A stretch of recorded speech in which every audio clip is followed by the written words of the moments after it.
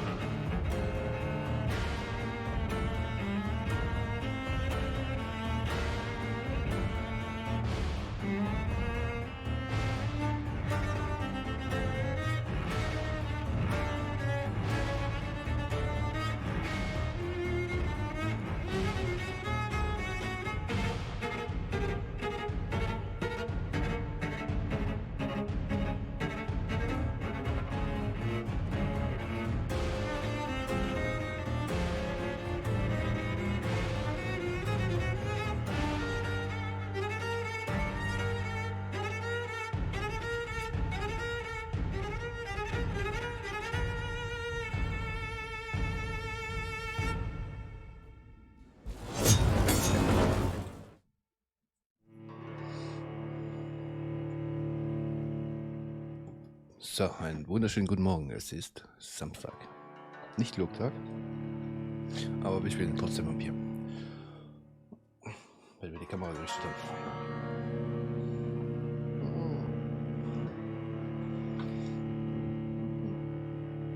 Ja, schon besser.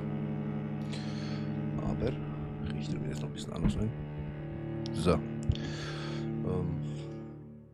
Entweder die Kamera muss höher oder ich muss niedriger.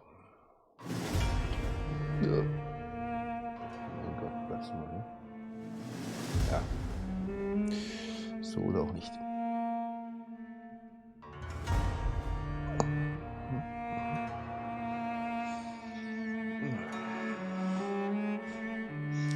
Muss so gehen. Muss so.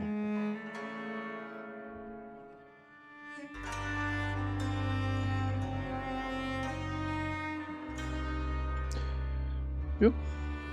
Gefällt mir nicht ganz, aber besser als Stein am Schädel. So. Was mache ich hier? Da ist mein Desktop-Sound ein bisschen runter.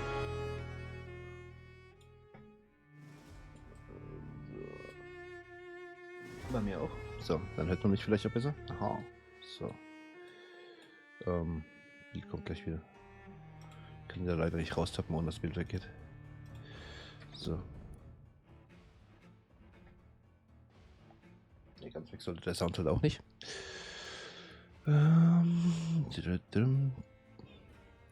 Ist halt 21, 22. Und dieses Jahr. Story-Modus. Weiter.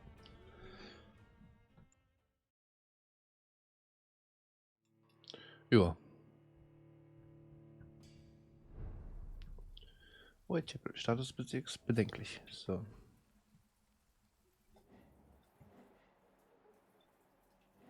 Hat irgendwo gerade ein Auge? Ja. Achso, ja, weil wir müssen hier Dings über uns folgen. Das schau. It's locked, all right.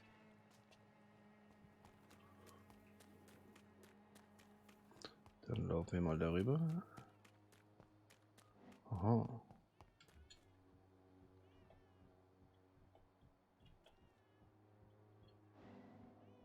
Jetzt. So.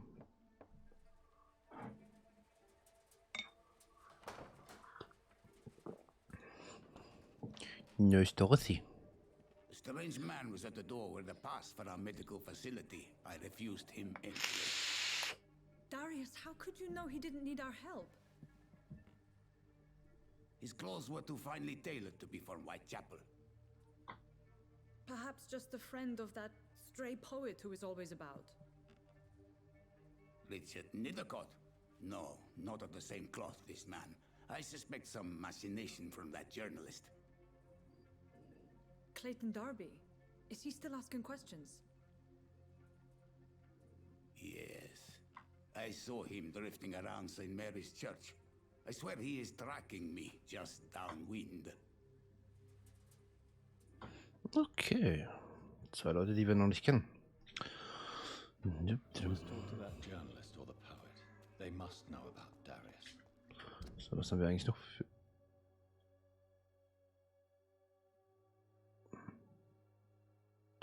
Leathercott und Darby. Ich würde das ja auch noch angezeigt werden. Was haben wir sonst noch an Aufgaben?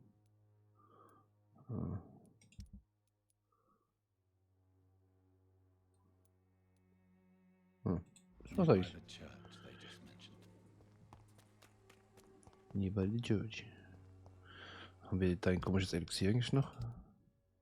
Das könnten wir dann auch mal auseinandernehmen und nachschauen. Hier.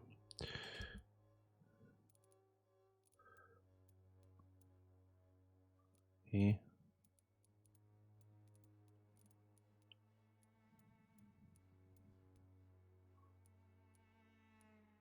Wir haben die Formeln noch, weißen wir, Genin.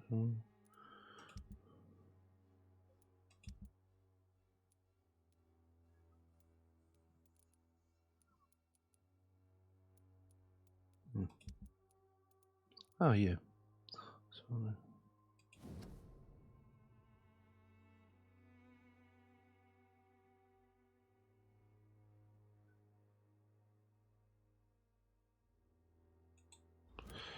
Okay.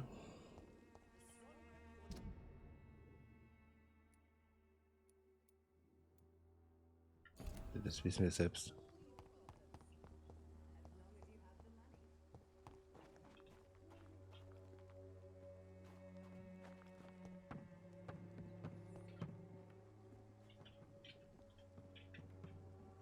Nee. So.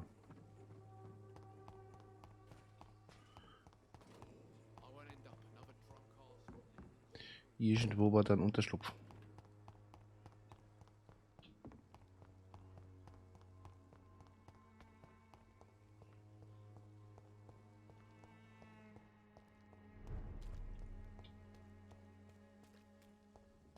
Figuren. So. Naja. Da rein.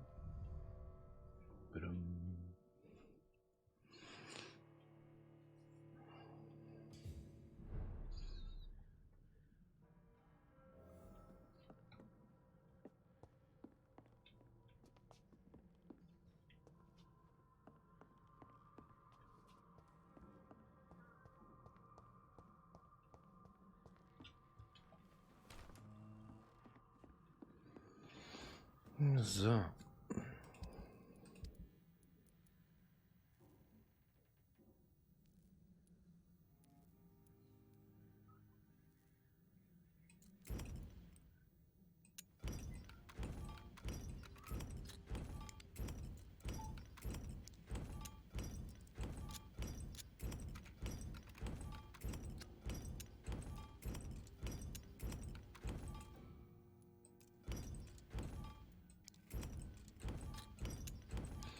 Ja, verkaufen brauchen wir es jetzt nicht. Stellen wir lieber was her. So. Wir haben die wollen wir verbessern. Aber warum geht das nicht? Ja, die Schrauben, wir haben das Schmiermittel.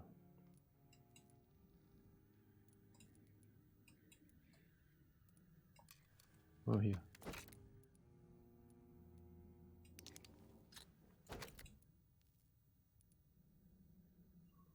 Des guten Abzugs.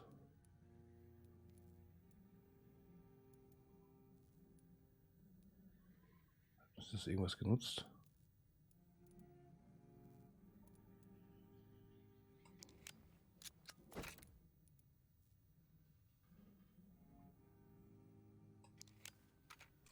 Ich würde jetzt sagen, machen wir mal, was geht.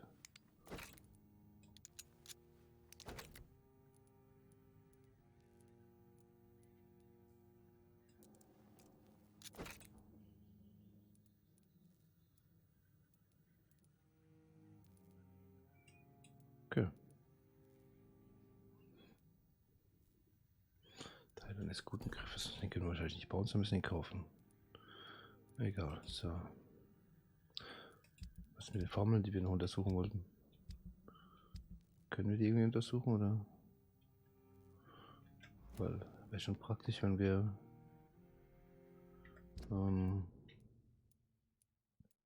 einfach mehr Rezepte hätten. Schauen wir mal. Wo hatten wir Formeln? Hier. Aber warum kann ich die Formel nicht anwenden? So, hier. Bis jetzt habe ich nur was gegen Erschöpfung. Na gut. Dann davon 2. Vergiftung.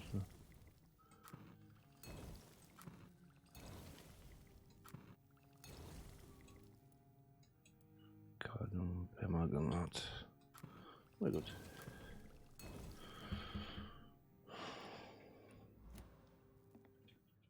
Dann können wir schon mal ein paar von denen helfen.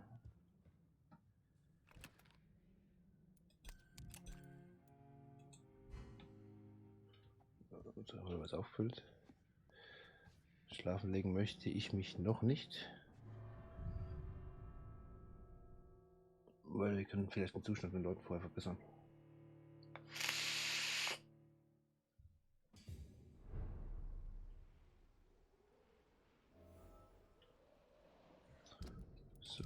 Whitechapel. Erschöpfung. Kräne, dagegen habe ich aber nichts. Erschöpfung. Den muss ich noch finden. Und hier ist. Okay.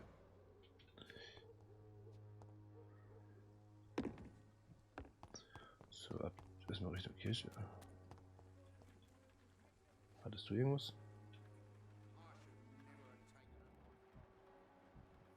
Du bist gesund. Ihr wird beide gesund?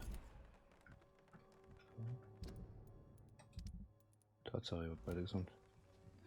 Aber den Jungen, da kann ich was machen. Knock, knock. Good evening. May I come in? Sure. Natürlich. Even my dreams are soaked with gloom. Mhm. So, I'm not bothered. Ja. do you need any medical help, young man? Yes, I do. You'll feel better with this. But you... I'm not sure I'm happy with the idea of living long in a world like this. But I thank you for your concern, sir. Would it ease tensions with your father if he got an honest job? Because he tried, you know. I can't say. I'd be glad if he dropped his thuggish activities. But I'm not sure it would be enough. Why is that? Sometimes I suspect it's me, Dr. Reed. Or it's this life. It's like I can't find my place. So, immerhin. Goodbye, young man. Even my dreams are soaked. Aber ich kann mit dem Boxer ja nochmal reden. Ist die zwei langsam? Ja, ich bin's wieder. Ja. How did you become the local bully everyone is afraid of, Joe? There's no pride in roughing up poor bastards. But this is the only job I've found. And it pays well too. A job? So you're racketeering for someone else? I got enlisted The by Wet the Boot Wet Boot Boys. Boys, a gang from the docks. I'm their muscle for their dirty work.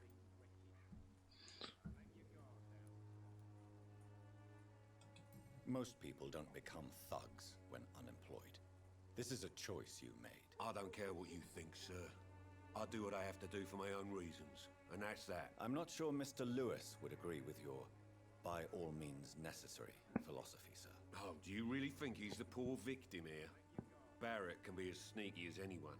Long ago, I even called the bastard my best friend. Okay.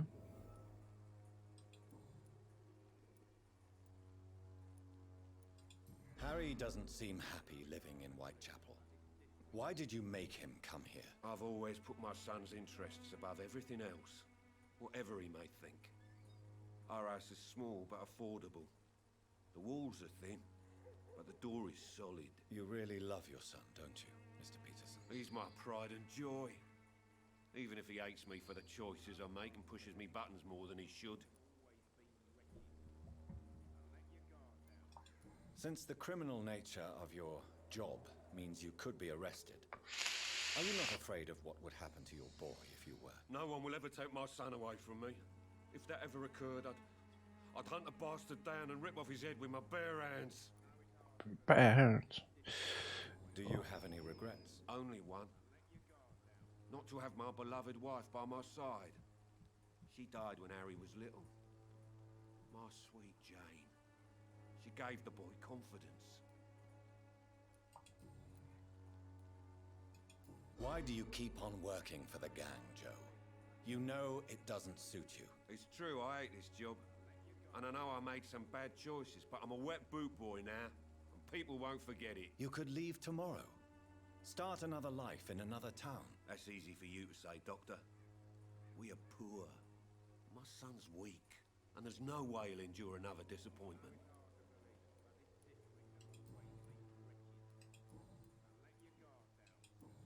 So, zur Ja, ein Hinweis fehlt noch. Goodbye, Mr. Peterson.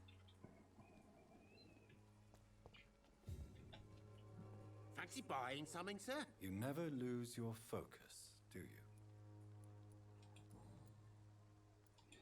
Das haben wir schon gehabt.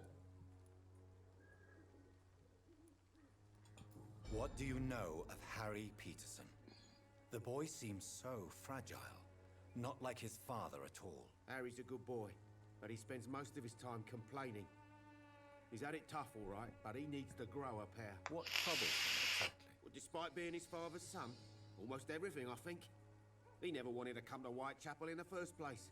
Hates this place more than most of us. Joe Peterson. He's the villain here, isn't he? But you seem to know each other. I've known Joe for years. I saw him box once or twice. He was a friend then. And these days, he's just another thug. What can you tell me about Mr. Peterson? Besides his behavior toward you, obviously. Colossus Joe was a decent boxer, good one even. But after his wife passed away, he found every excuse to stop training. Just wanted to pick fights with everyone. It's never easy to find a new path in life, especially after the loss of a loved one. But crime is certainly not the best option. We've all had some rough times, ain't we? But most of us don't use our fists to see us through. And no one has ever stood up to this thug. Nobody will be fool enough to stand against a wet boot boy. Da kommen wir eigentlich nicht weiter. Wobei. Fehlt noch ein Hinweis. Right then. Ich möchte verkaufen. So. Das brauche ich noch.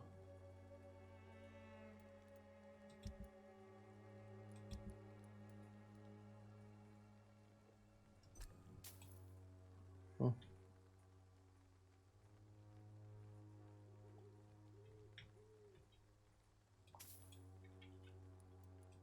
Das hat sogar gut Münzen gebracht.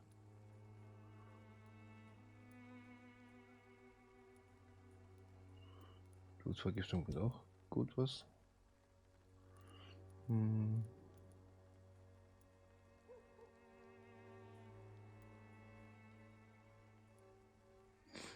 Weil ich brauche nämlich gute.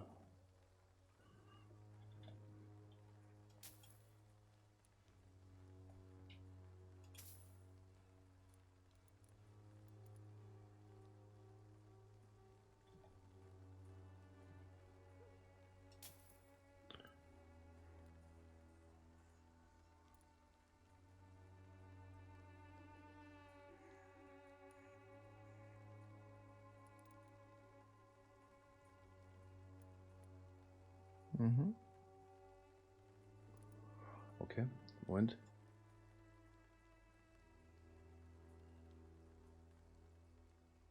Entschuldigung.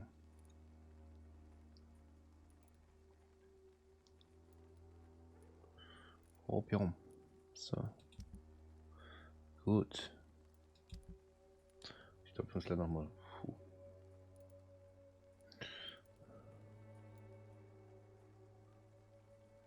Ist das Zeug teuer.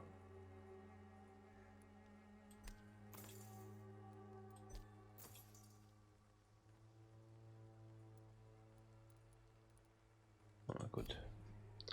Wir müssen mehr sammeln. So. Gehen wir mal links lang, da waren wir nämlich, glaube ich, noch nicht. Oh, da scheint es auch nichts zu geben. Bis auf. Flammenwerfer. Okay, scheiße. Ja, das ist der Flammenwerfer. Ja, und einer schießt auf mich. Stierpreise. Ui. Kann ich auch.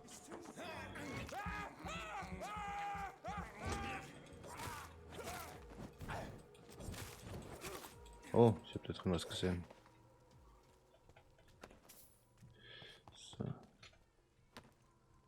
Leistung. Da drin ist so ein... Na, wie heißt's? Werwolf-Ding.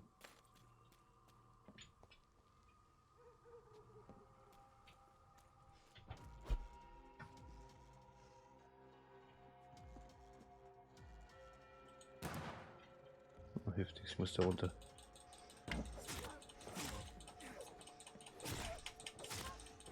Einfach weiter draufhauen. Wird schon jemand umfallen. Blutprobe.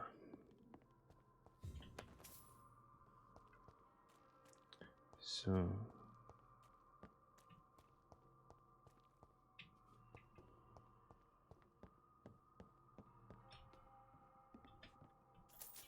Geld ist immer gut.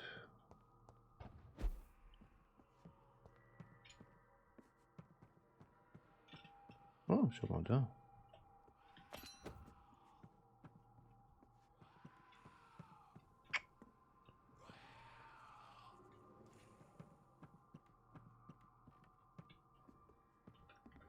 Schauen wir uns mal an, was wir da gefunden haben. Hier. Schaden 65. Ja.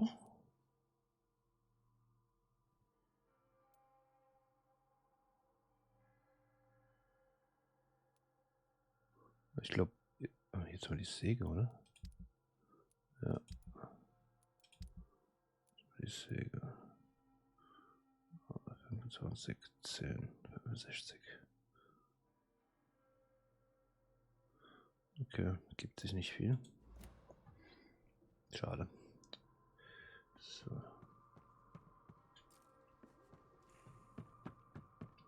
Da draußen noch was?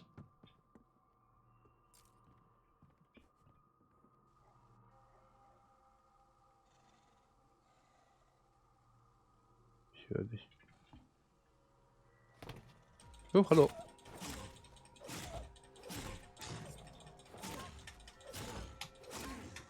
Warum? Bleib liegen. So.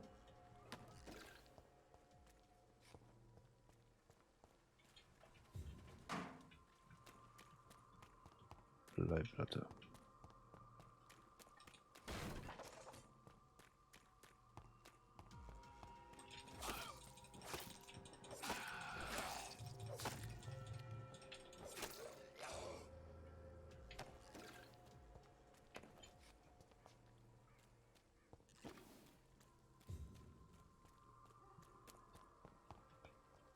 Wo sind wir hier eigentlich?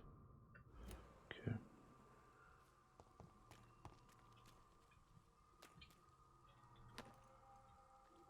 Mhm. Wenn wir in die Richtung gehen, kommen wir wieder zurück. Aber da können wir kurz mal die Sackgasse da entlang gehen.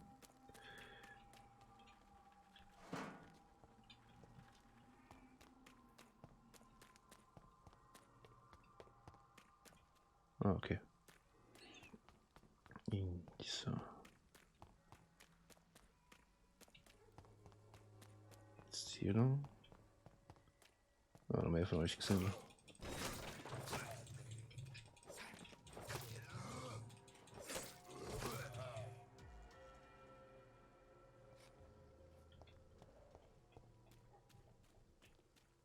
Wie, droppt nix. Okay.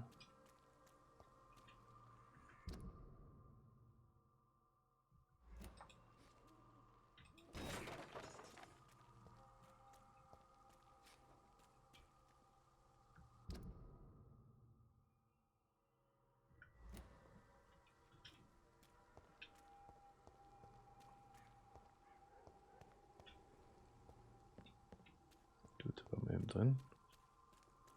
Das ist zu. Rechts und dann links.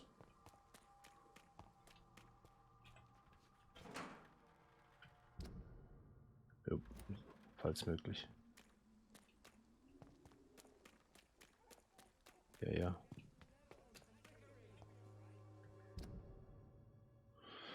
Gut, aber die Mauer im Weg. Auf dich habe ich keinen Bock hier. Hallo. Excuse me, sir. Are you familiar with this part of town? Name's Clayton Darby, reporter. Sorry, I'm new to Whitechapel, but perhaps you could help me since you're a journalist. My name is Jonathan Reed. Dr. Reed, the famous surgeon. I'll gladly help if I'm able, sir. Sehr schön. I heard you're investigating an underground medical dispensary in Whitechapel. What do you know about it? Not much, I'm afraid. They are wary of strangers, and I'm not really an acquaintance of theirs. Why do you care? I'm a doctor, Mr. Darby. I care about everything involving public health and this epidemic. Are you sure you're not just concerned about the repercussions that a scandal involving a certain nurse Crane from the Pembroke Hospital would bring? Without a doubt, you are a damn fine journalist, Mr. Darby. What do you know of her accomplice, a man named Darius? I don't know much about the man. He's very cautious. Never goes out. Doesn't seem to have any friends or family. He never goes out? No. A few days ago, he unexpectedly did. I followed him, but it was just a ruse to keep me away from his house. Really?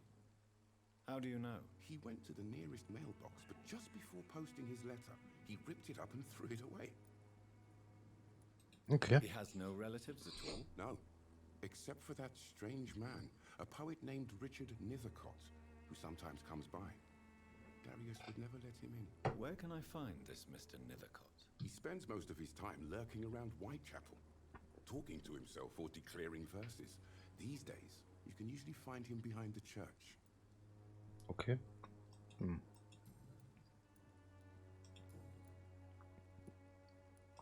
Why are the newspapers keeping silent about the Spanish influenza?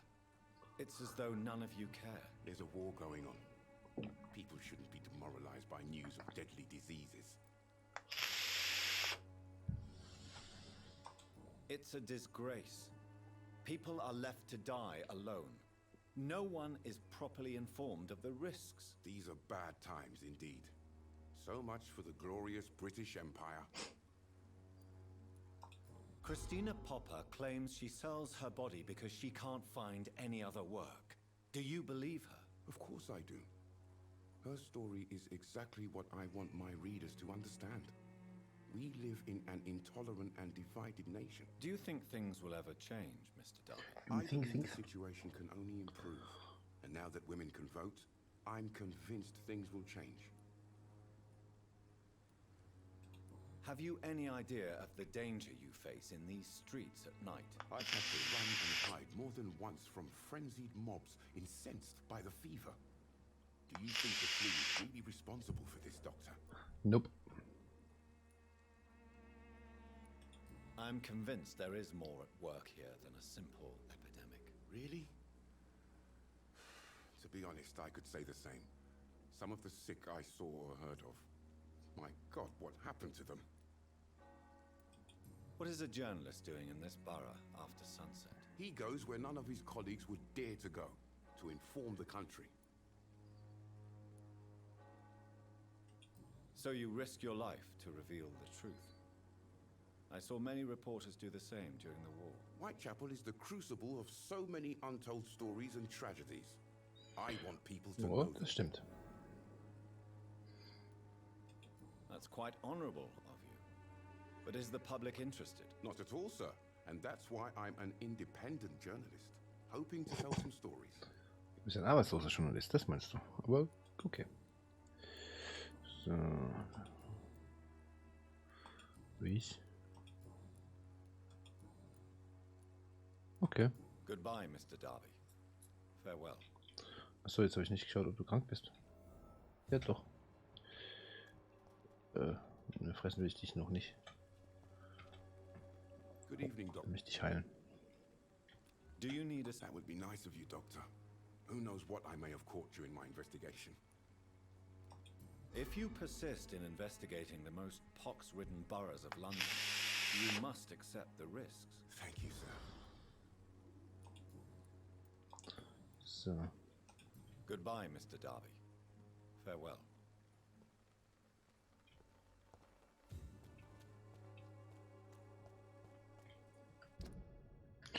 Ja, laufen wir mal um die Kirche rum. Weil irgendwo muss der andere ja sein.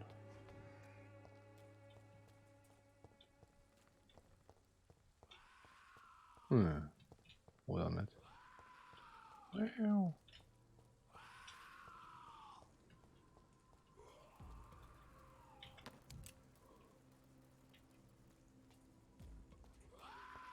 Gusch. Hopp, das ist noch Holz. Au. Scheiße.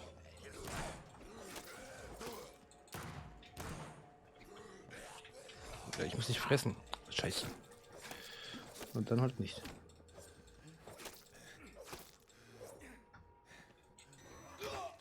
Wow. Scheiße, ich hätte einen beißen müssen. Oder wie konnte das jetzt so schnell passieren? Regenerieren.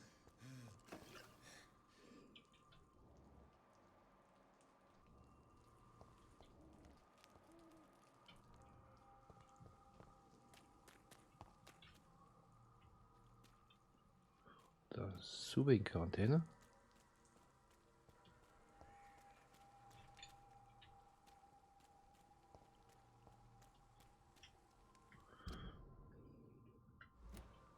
Erst Ausnahme oder erst über den Friedhof? Das war Ausnahme.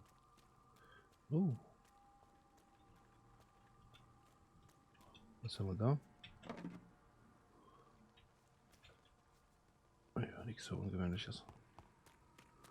Dann neu. Okay.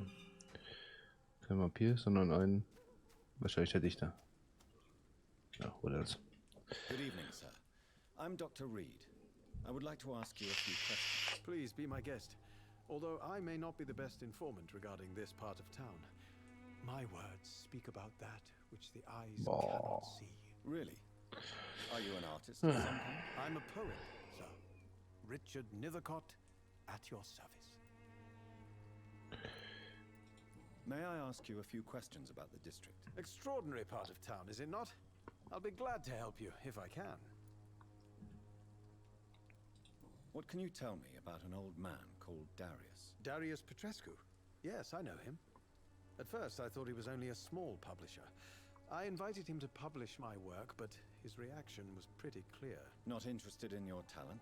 Darius is an old political activist who takes delight in printing tracts and lampoons. Those communist activities only require mediocre writing skills. Ja, ein alter Kommunist. I'm looking for Dorothy Crane, a nurse who lives in this vicinity. Dorothy Crane. Oh, I love the name. The Crane of Whitechapel. Sounds very mysterious. But, sorry, no, never heard of her. The Crane of May I ask what you're doing at this hour of night, sir? Do you live here? Not at all. I'm just enjoying the pleasure of a quiet walk. Though night talks are always preferable, if you ask me. Especially with strangers. But are you not afraid? Oh, why should I? If you say so. Thank you, Doctor. What are your thoughts on the terrible situation? Terrible, you say? No. Of course, the death of so many innocents is a tragedy. But the scourge has not been all bad for the city. Oh, no, sir. What are you talking about? Do you remember London before the flu? Noisy, cacophonic, quiet nowhere to be found. And now, listen to this oddly peaceful silence. Oh, so gesehen. Ist doch gar nicht so schlecht, wenn ein paar tausend Menschen sterben. Alter. Peaceful. That's quite an unusual way to speak about the epidemic. And very inappropriate, I must say. Most people fail to understand my perspective. I don't blame them. But how could I call myself a poet if I veiled my feelings? Are you aware that your life could be in danger in this part of town? But this is where I must be to feel the real beat of the city. I had to come, see it for myself, alone. If some misfortune came upon you, who would be here to help you? Well, you for a start, my dear doctor. Chapeau. I understand your need for solitude, but it's not safe around here. I don't care. I don't have many friends, Doctor, and my family despises me. Warum nur? Such den Job, mein Gott. Tell me, Mr. Nethercott, why seek inspiration in Whitechapel? The place is not beautiful per se, but how to explain it? Stirring and challenging. In what way, exactly? The struggle by gaslight, the barren smiles and the added hunger under the rain. If you say so. Such vibrant antagonism and vivid paradox. The stripped humanity raged across each street. Vivid, of course, yes. And what about the poignant distress? Oh yes, the poignant distress. You see what I mean, don't you? That's what I want to write about, and that's what Whitechapel is made of. Do you not think it a little morbid? On the contrary, sir. Whitechapel is full of life, full of beauty. Just like my dear muse, the wonderful Camellia. What can you tell me about Camellia? Not much. And that's the beauty of it. She can't speak, you know. Oh. She's a locked mystery who exhales kindness and sweetness. Ich denke auch Schweiß, aber gut. And have you ever tried to learn more about her? Where she lives? How she survives? Whom she may know? Maybe I prefer she remains an enigma. Reality can be so dull, don't you think? Perhaps you're just afraid to find out the truth about your muse. One day, perhaps, I'll ask her to come with me. But will she still be my wild flower of Whitechapel if she moves uptown? Ja, gut. Manche sind anstrengender als andere. Das hätten wir erstmal. Do you need medical attention, sir? It may be wise to let you prescribe me something. I don't feel like I should. I understand your appetite for words and macabre beauty, sir. But you should be more careful. The nutrition of my mind is more important than my physical health. But I appreciate your concern, sir. Gut. I'll leave you alone, sir. Nix wie weg von dem. Oh, eine Kiste.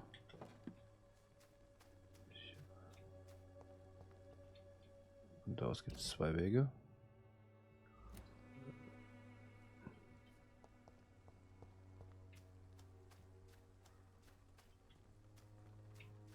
Sonst nichts mehr. Oh, da hätten wir fast was übersehen. So. Ah.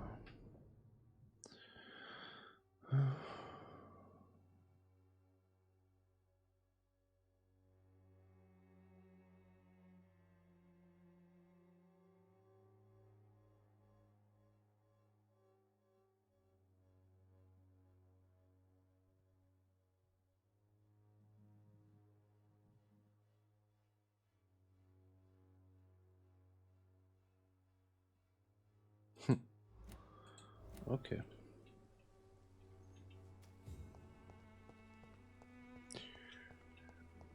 Der Verlag will das nicht publizieren. Aber wir sprechen nicht gleich drüber an.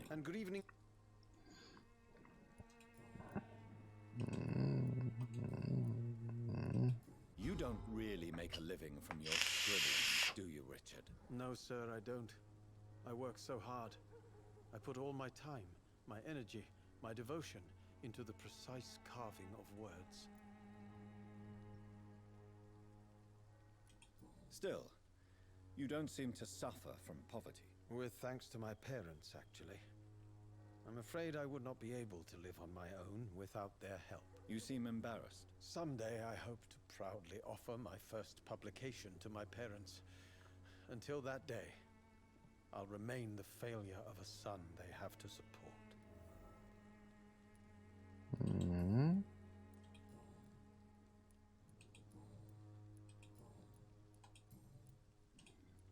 Na gut. I'll leave you alone, sir. Ja gut, da kommen wir. So. Hier ist mal durch. Ja, müssen wir hier raus und dann.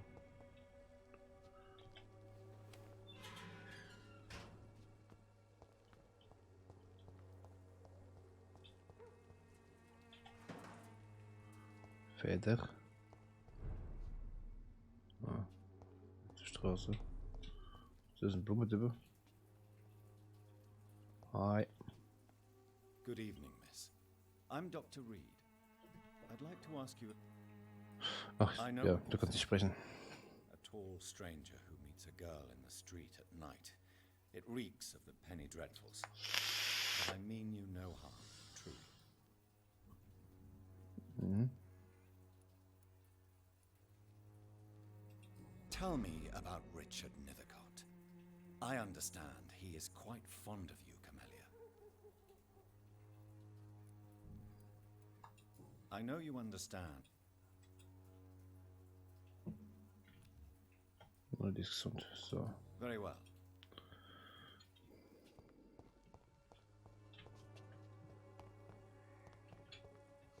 Nein.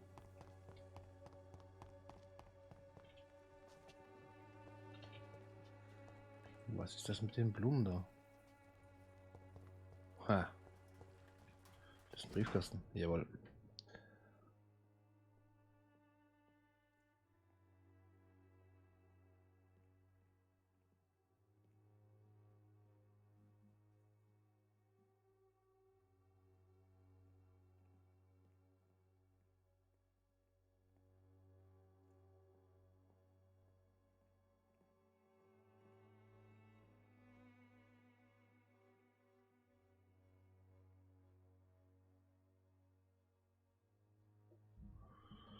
The content of Darius' letter to his children could give me more leverage to enter.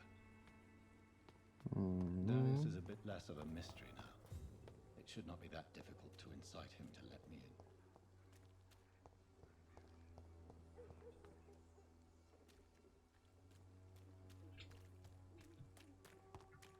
Was haben wir hier noch?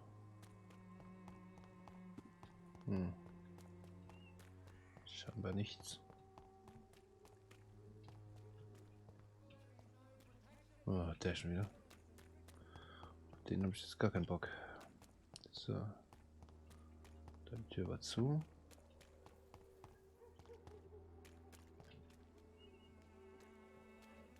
Oh. Warte. Leute, die viel rumwandern, haben meistens...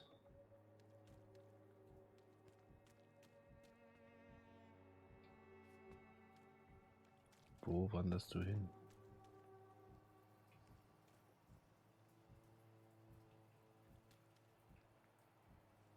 Nirgendwo, du schreibst nur was. Most of them don't speak English.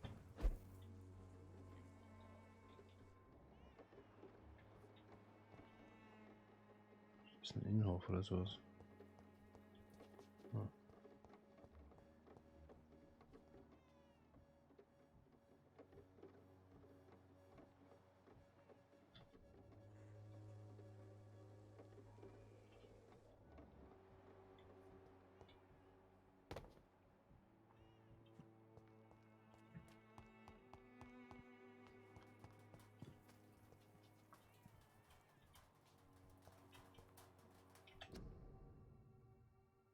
Mhm.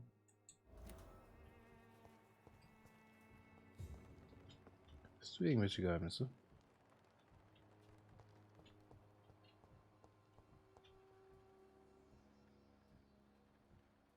Gefunden.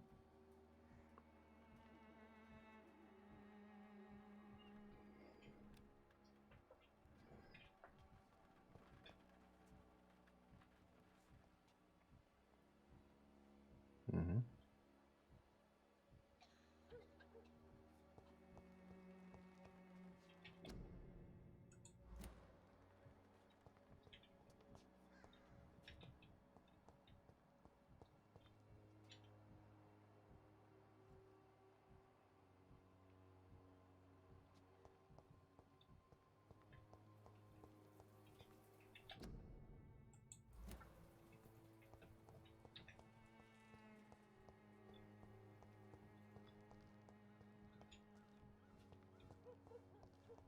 Okay, du tust immer nur dasselbe.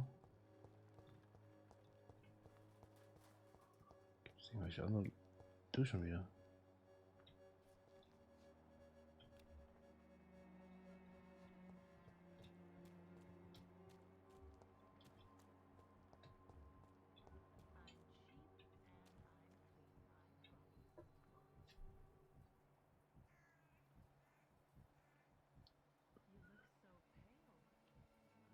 Irgendwie die verschlossene Tür, das war so wie die anderen Geheimnisse. Irgendwas muss das sein. Na gut. Schauen wir mal. Vielleicht noch nicht jetzt. Ja. Warst du eben nicht. Du warst eben nicht da, oder? Wir reden mal. Change. Clayton Darby claims he will expose the crisis in Whitechapel to all of London. Do you believe him? I believe Clayton's courage will erode with time, until he finally leaves Whitechapel to start another fight somewhere else. Why this skepticism? How can you speak about starvation if you've never been hungry? Or about poverty? Or anything else you have never suffered from? Are you talking from experience? I've seen your type come here to get a good fuck in a cheap room or a dark alley before going back to their fancy houses in the West End.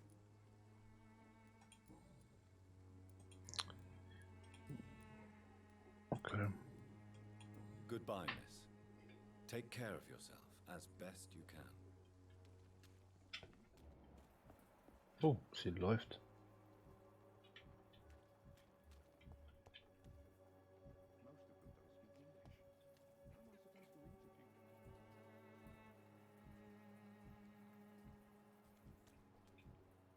Er steht ihr im Weg.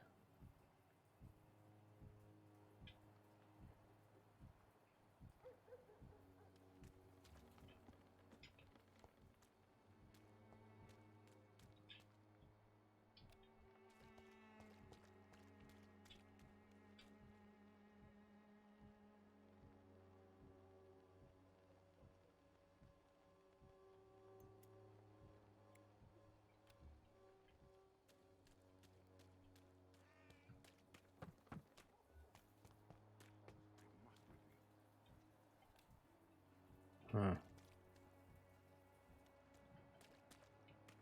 Oder muss ich erst irgendwie irgendwas auslösen, damit ich die untersuchen kann?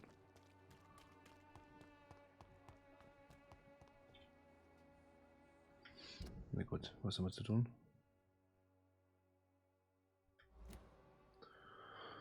Wir müssen zum Dingsbums. So.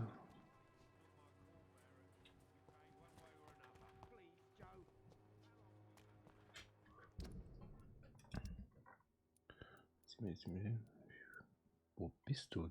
Ich habe dich noch nicht gefunden. Wenn ich mit dir noch mal rede, dann vielleicht. Welche zwei kann ich noch heilen? Petraskus kann mit ihr reden. Die zwei heilen. So.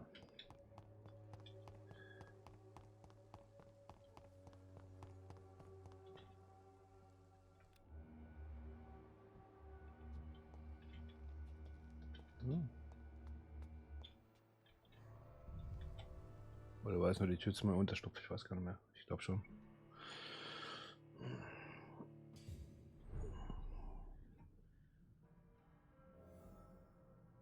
Ja, es war nur die Tür zum Unterschlupf. Wieder was. Ja, gut, bei Chapel dauert ein bisschen länger. Da war ein bisschen was zu tun. So.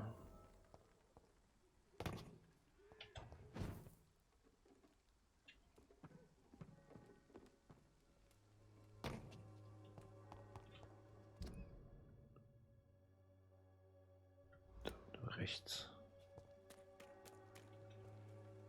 Nee, links. Da war ich gekommen. Das reinste Labyrinth. Ja, doch, rechts in die Gasse rein. Straße 1, Straße 2. Hier.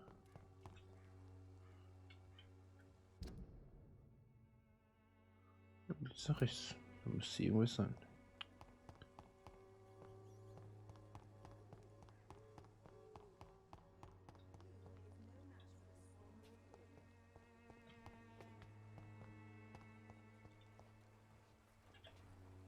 Good evening. Loretta, your miraculous formula wouldn't even cure a common cold, and you know it. The Swanborough's cordial secret ingredient is hope, Doctor. And it's something people Wow. around here really need. A placebo effect is real and has benefit. But in your case, you could be murdering your customers who may die because they are not receiving the necessary medical attention. Medical attention? In Whitechapel? Trust me, my cordial is the best option they have, since it is the only one.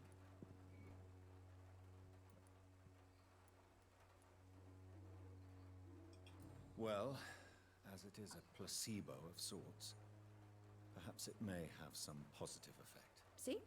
You have to admit I'm doing some good. The Swanborough family is not poisoning anybody, Doctor. Jupp, einen Moment.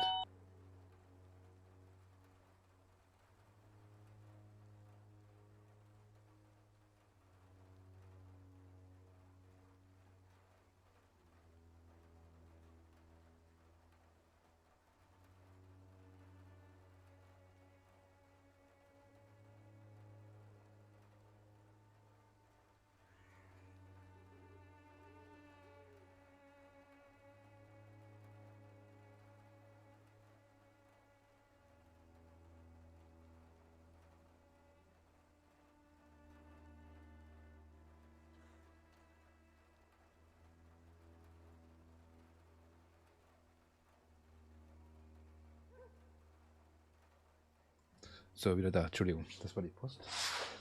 Und die hat ein Geschenk für Paul gebracht.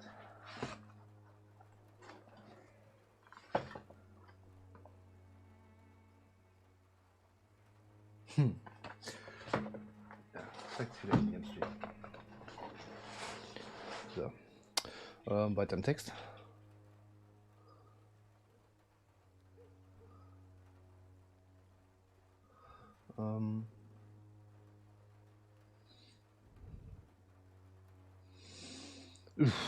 Jetzt bin ich erstmal. Nein. Ich glaube, da war so verkackt. I'd like to see what kind of medicine you're selling. Ja, ich kann dir halt nichts verkaufen, was du brauchen kannst. Nein.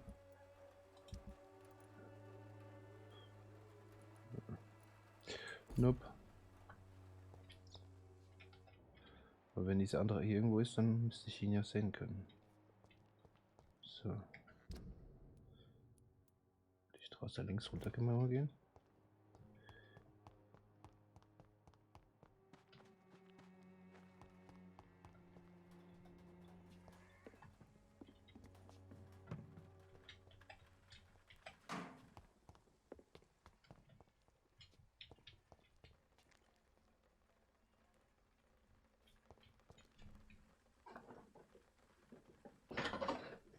Warte mal, ich wollte das ja weg.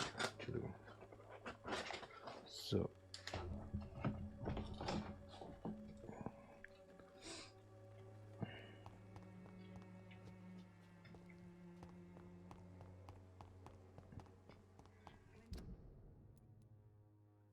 Und da geht es in den nächsten Stadtteil. Hinter ihr rechts vielleicht.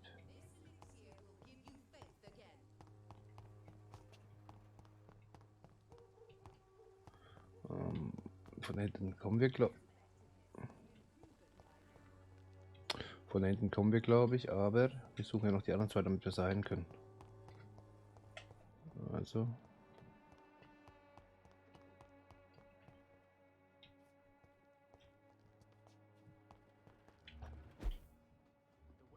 Ah, da ist einer. How are you? I'm not your boy.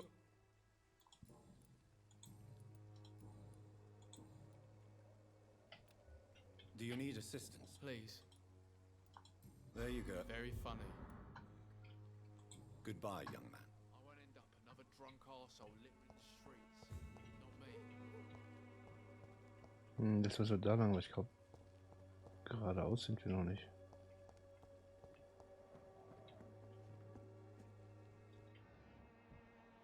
Da unten gibt's auch nichts. Da noch irgendwo hin?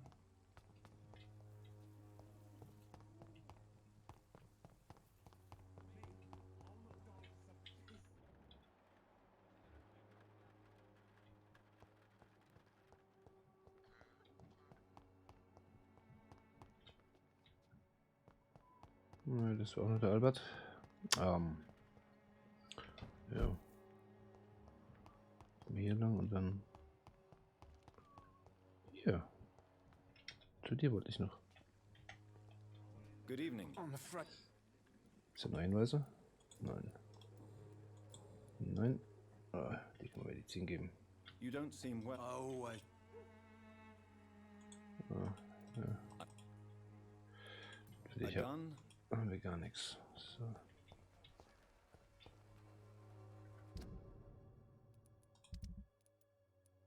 Du bist gesund. Dich finden wir nicht.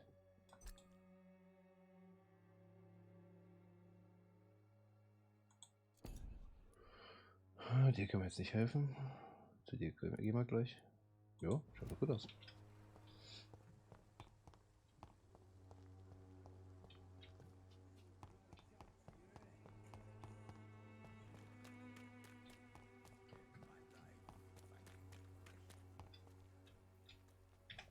So. Mr. Petrescu, just 1 minute, please. You again? Go away. Sir, wait. Stop this nonsense. I know Nurse Crane is here. Shall we speak man to man, you and I? All right. Speak up. Don't you see we're on the same side? We fight to help the poor, sick, and abandoned. I'm nothing like you, Mr. Doctor. Yes, you are.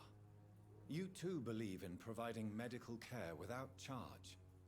You know what we have to sacrifice to make the world a better place. I have to admit your words have conviction. All right, I'll let you see, Dorothea. Don't make me regret this, though. Oh, cool. Erstmal plündern wir den alten aus.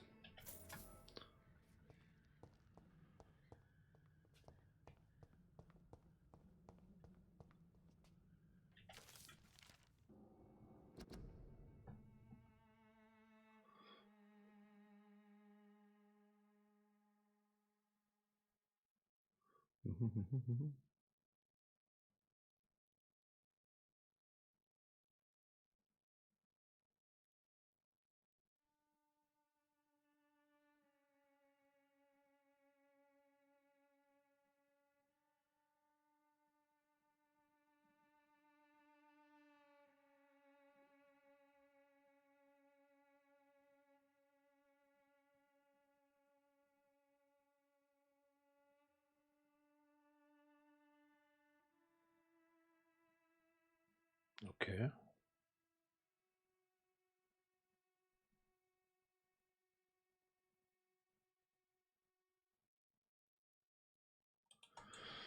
So, brauchst du. So. Gut. Oh. Sehr gut. It's locked. Locked, all right.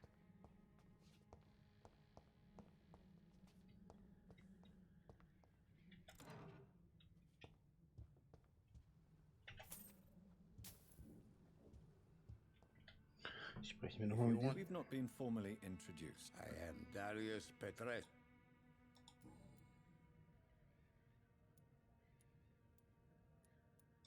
Tell me everything you know about Camellia, the mute florist. I do not believe in the afterlife, Doctor, but I'm almost convinced Camellia is an angel. She volunteered to give out our medical leaflets. An angel.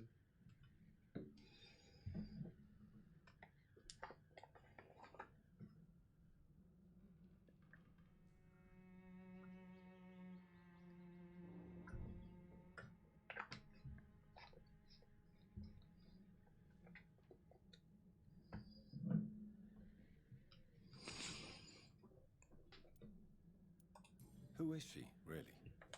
Do you know where she's from? She's not from around here, that's all we know. Camellia is not even her name.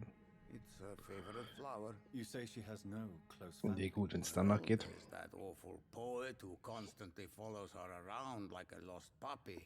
A good man for sure, but a very poor writer.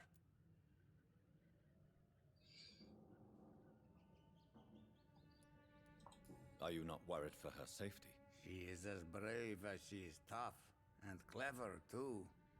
If only I had met her when I was younger. Are you in love with Camellia, Mr. Petrescu? Don't be stupid. If I had met her when I was younger, we could have won our revolution.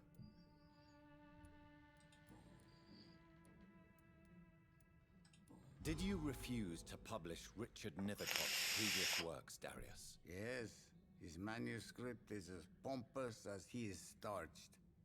Now there's a man who loves the sound of his own voice. You could have told him so. As a great writer recently said, politeness is the most acceptable hypocrisy. Tell me... I do not... Das hatten wir schon, ja. Warum ist denn immer noch blau? Dorothy, like myself and many people in this area, Dorothea is from occupied Romania. That's all you need to know. She seems important to the community. More than you can imagine. The West End does not want to hear of Whitechapel's misery.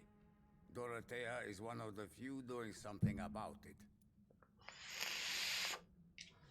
Yep, das wussten wir schon. I know you fought for your country when it was occupied, Darius. Tell me more about it. I know my days are numbered, and I know I won't see my homeland again. But I fought for Romania all my life, and I will until my last breath. But Romania escaped the grasp of the Austro-Hungarian Empire. Ich weiß nicht. It's a free country. Ich sag's gleich. It is not the country I fought for. My homeland is not appeased, Doctor. And I still see a dark future ahead for my people. How did you meet Nurse Crane, Darius? Why does she trust you? I'm her oldest friend in England.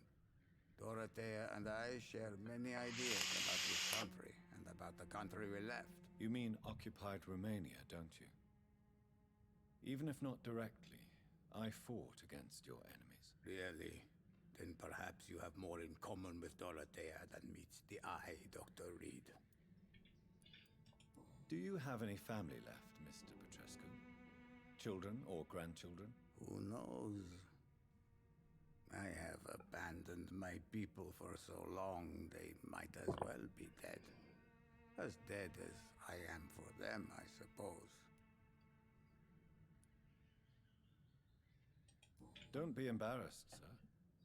If you must know, my own father disappeared many years ago, and I forgave him. It's quite awkward to talk about our families like this, but thank you, Dr. Reed. I appreciate your trust. This war won't last forever. Did you ever think of returning to your country now it's free? No. I have taught strength and determination to my sons and daughters. I'm an old, dying man who only has memories of better times to cherish. Mhm. Okay. Ich finde, ein bisschen widersprichst du dir, aber... Gut, könnt ihr was Gutes tun? Jawohl, Do you need Pontitis. some help, Mr. Petrescu? I am very tired, but... Well, I think you do. Take this, and you'll feel better. Free drugs from an English doctor? It must be my lucky day. Ich mag ihn. Goodbye, Mr. Petrescu. So. Aber ich gehe mir jetzt noch einen Kaffee machen. Bis gleich. Da mal raus.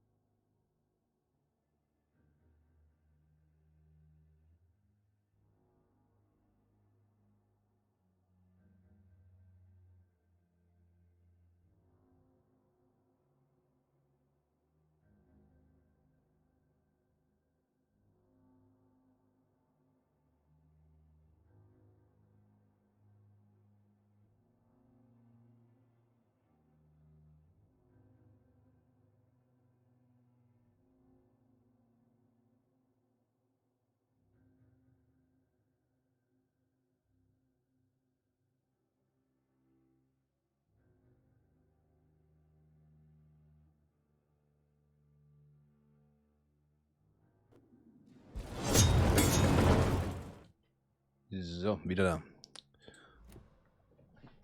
Wo war der stehen geblieben? Hier. Oder ich glaube, ich mache nachher den Kamin an, mir ist kalt. Also, kühl. Ah, schon mal, da war was vergessen. Ja, Jen. Nüt.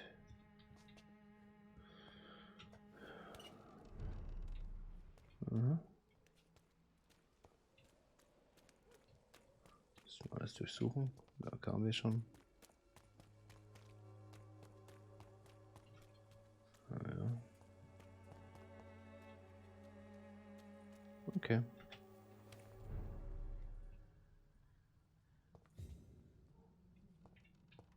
Oh, sehr gut, wir plündern die Arme aus.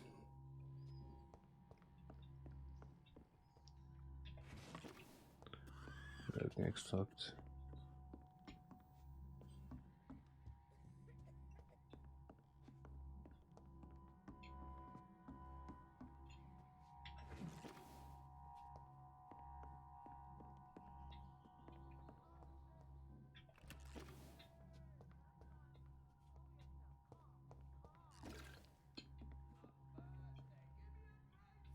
Oh oh.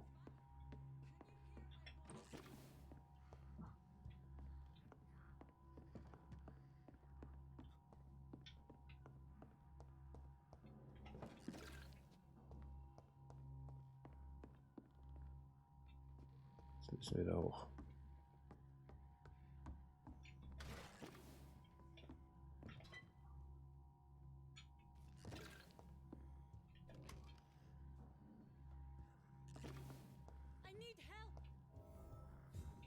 Komm gleich, plündere dich noch vorher aus. Oder nicht. What do we have here, nurse? Patient Razvan Vasily. High fever running on 3 days. Complaints of dizziness, muscle aches, and head pain. Diagnosed with influenza. Treatment? Aspirin and salicin for the fever and discomfort. Liquids for dehydration, but he's having trouble keeping even water down. Thank you, nurse. Anything else I should know? He did lose consciousness this morning, but he's never had convulsions like these. He's not convulsing, he's choking. He's not getting any air. Scalpel! Hand me that scalpel! What can I do, Doctor?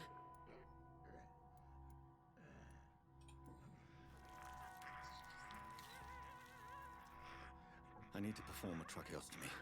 Short pipe. That rubber tube. We're going to cut a passage for air through the neck. Yes, Doctor. He's breathing again, but he's coughing up blood. Internal hemorrhaging.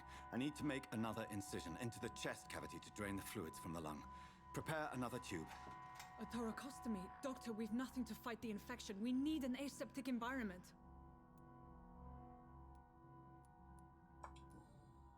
Right then, Nurse Crane. What do you suggest we do? I've no idea. I'm not the doctor. Time is of the essence. We need to perform a thoracic drain. Yes, Doctor.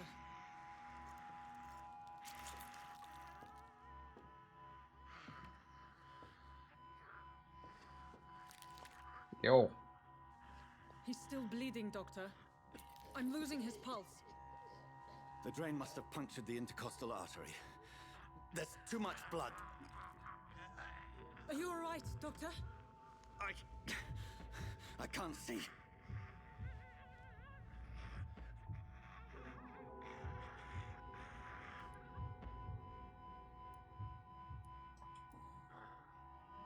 I must first suture the artery. Find the wound. The source of the blood. Needle and thread, Doctor. Good. The stitches are holding. How's he doing? We're losing him. We've lost his pulse. He's dying, Doctor.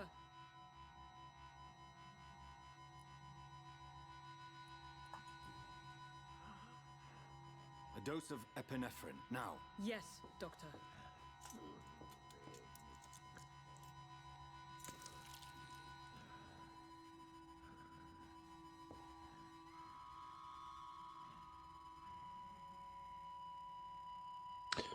Schien mir besser als die Massage, weil der Blut schon genug ist abgeschnitten. Hm.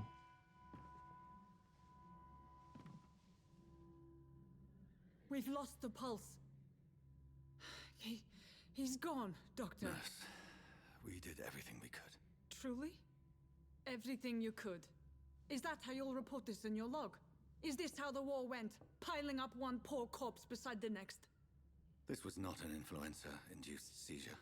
I've never seen symptoms like these on the continent. Neither have I. But the previous symptoms leading up to this attack were the same, indistinguishable from the epidemic. No.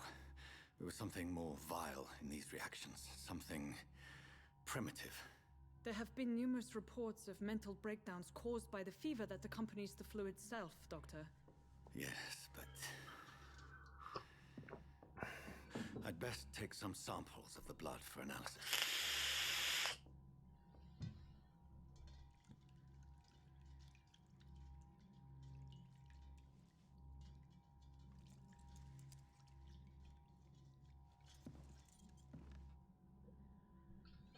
I doubt you're here to test my bedside manners.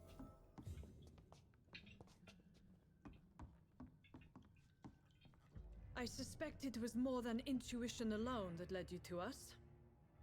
So, how might I be of service, Dr. Reed? I've come to put an end to this insufferable blackmailing, Dorothy. Doctor, you think your warnings scare me? I've stolen and plied, blackmailed and lied, but what else am I to do? I'm all these people have.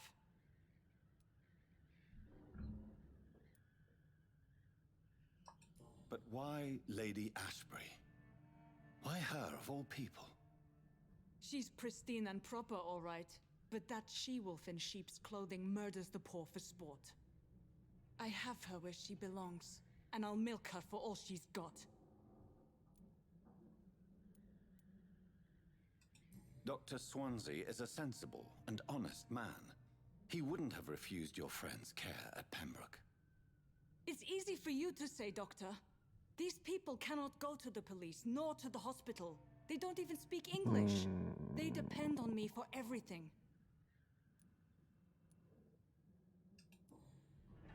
You've convinced me of the sincerity of your actions and their noble justifications. But all the same, blackmail is a crime, and it will stop, Nurse Crane.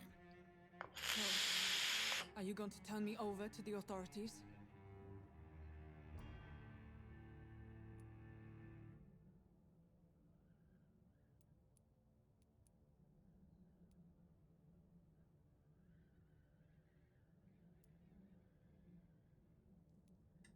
Listen very carefully, Dorothy. You will erase from your memory everything you pretend to know about Lady Ashbury and Pembroke Hospital. Let that rich bitch off the hook over my dead Nurse body. Crane, enough. Listen as if your life depended on every word. I know you've a generous heart who gives freely to those in need, but you shall walk away from the shadier streets of your business. I will never abandon... Dorothy, the discussion has come to a close. Your clandestine activities in the Resistance are over. Let it go. I'll let it go. Let it go. Let it go. All gone. Na, hoffentlich funktioniert das.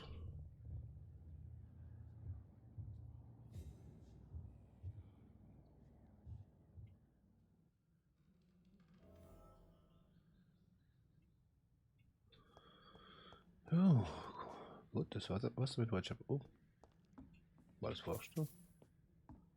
It's locked. It's locked. Hier noch irgendwas? Nein.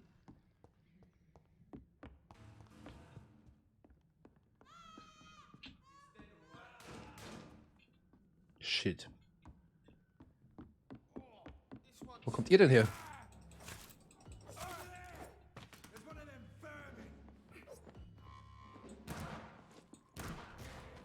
Und dich wollte ich.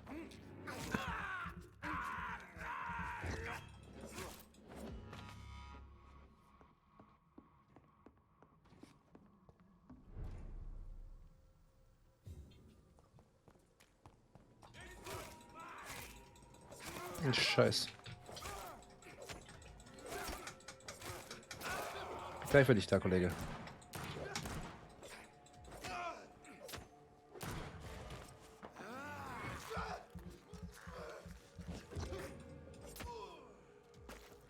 So. Was habt ihr alles Schönes dabei?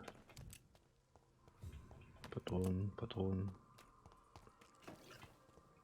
Kann ich die jetzt noch irgendwie warnen oder was das?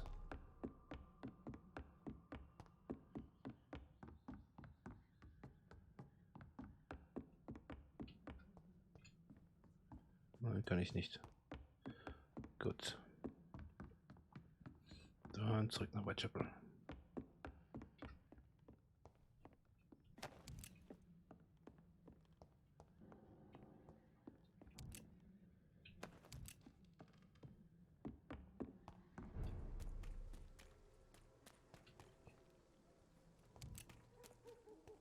Vielleicht kann ich ihn irgendwie warnen oder so. Wäre vielleicht. Hello, Mr. Petrescu. Hello, Dr. Reed. Come on in. Come on in.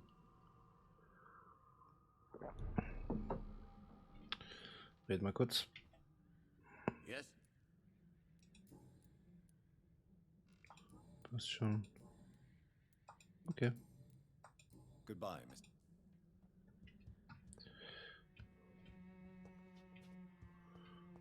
Für wen habe ich jetzt noch neue Hinweise bekommen?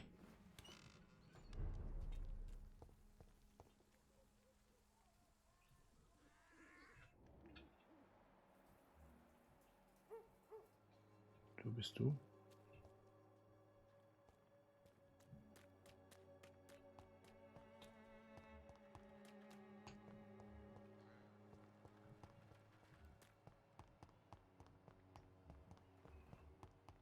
Bin ich dann zu den anderen gekommen? Hier. Ich habe doch eine Karte.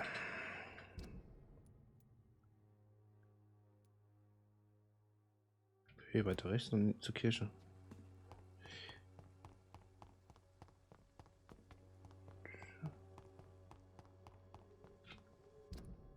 Jupp.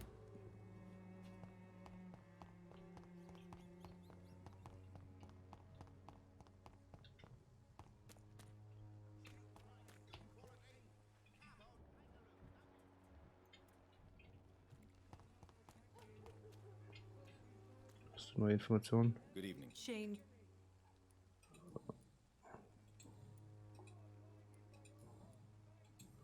Nope. Goodbye, miss.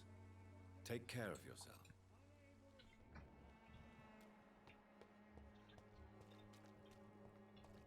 Ja, mit dir könnte ich mal reden.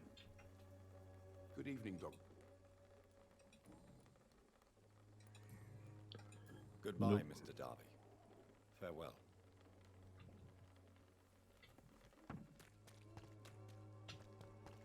War ich hier schon mal?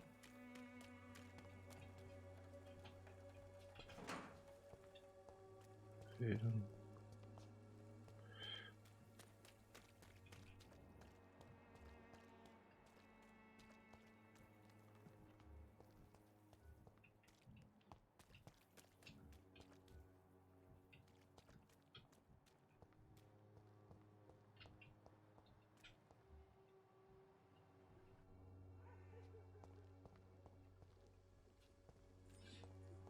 Ich glaube, du gehst da irgendwann rein. Das ist ja nicht umsonst zu und da oben kann man hoch. Frage ist nur wann. Stufe 4. Ja, komm. Ja.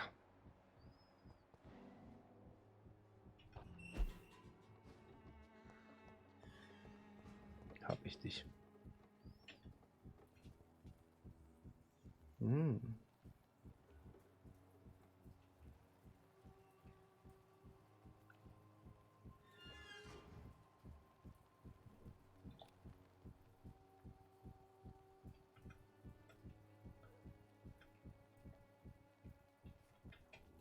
You still want more from Christina?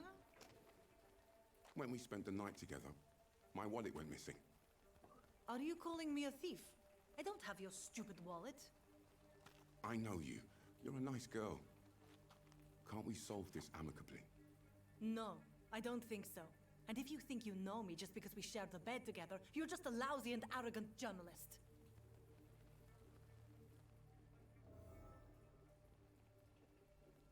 Interessant.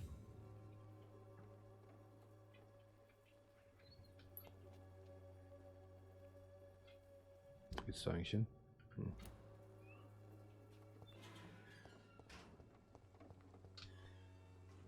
Hallo Freunde. Lass die Tür einfach auf. Gut. Ein Rätsel gelöst. Change your mind, Mr. Reed? Nee. Did you steal Clayton Darby's wallet? Tell me the truth, Christina. Of course I stole it. But I never thought he would come back to look for it. Why did you do it? He seems to trust you. For a time I thought he was different from other men. In the end, he just wanted to sleep with me. Same as the others. Mixing money with passion rarely delivers a beautiful story. Lucky me. I don't believe in beautiful stories anyway.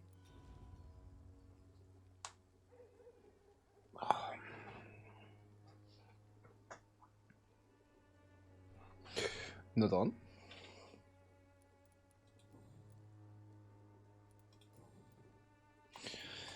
Goodbye, Miss. Geh weiter, ich muss zum Clayton. Zu Clayton. Wo ist er jetzt hin? Vorne. Hey Clayton. Good evening, Doctor. Can I help you? Tell me, Clayton, do you really think this young woman stole your wallet? Christina. Yes. I recently met her. A nice girl, despite her questionable conduct. How exactly did you meet, Christina? During my investigation, I offered my hotel room to her to rest and get away from the street. And what happened? The next morning, my wallet and my watch had disappeared. I suppose that's what you get for being a good Samaritan. Mm-hmm. If you are going to sleep with a lady of the night, Clayton, I would advise you to be cautious. I can't really be mad at her, though. She's just trying to survive. She doesn't have many options. Was it wise to become so intimate with a woman you were supposed to interview, Clayton? Maybe it was. But I have learned to look for the inner truth and beauty in people.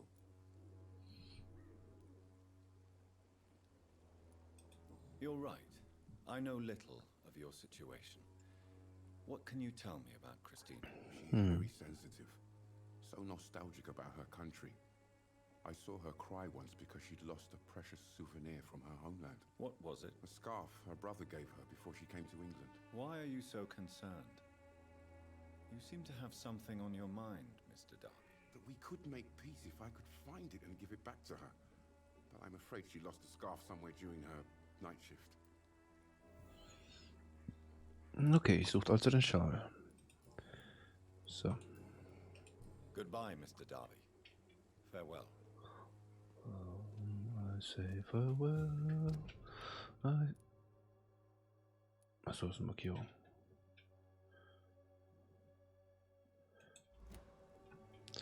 Vielleicht, wenn ich sie frage, kann sie mir noch mehr Infos über den Schal geben?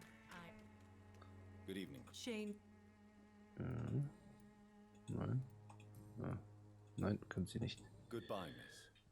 Take care of yourself as best you can. Wo finde ich den Schal? Oh, oh, Steuerung.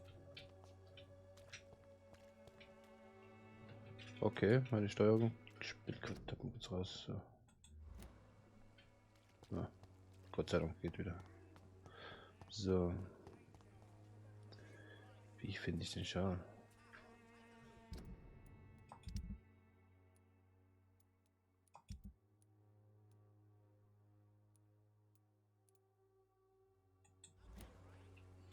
Ne gut, dann gehen wir halt zurück zu Lady Ashbury. Wobei, wir könnten uns erstmal hinlegen.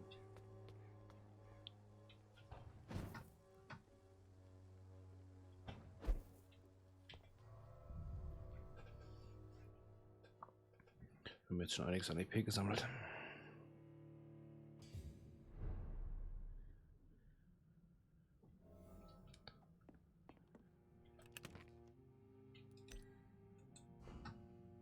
So, haben wir noch was zum Bauen?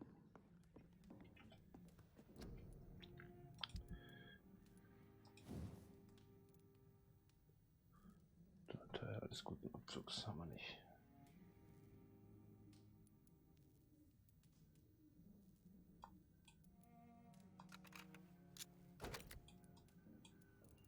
Gut.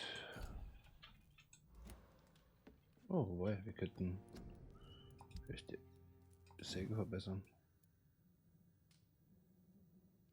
Ah, dafür hätten wir den gewöhnlichen Griff noch gebraucht. Okay. Naja. Wieder aus Versehen weggedrückt. Wir brauchen nämlich Medizin. Davon haben wir nur noch 3. Stellen wir gleich wieder 3 her. So. Und sieht es gar nichts mehr. Lungen sind auch nicht. Kältung. Kümmert.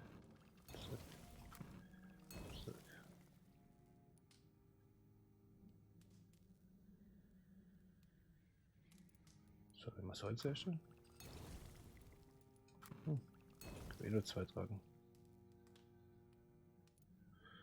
So, was haben wir noch? Zerlegen. So, vielleicht können wir noch besser herstellen. 3, 3, 2. Yep. Nein, okay. Das war schon gut.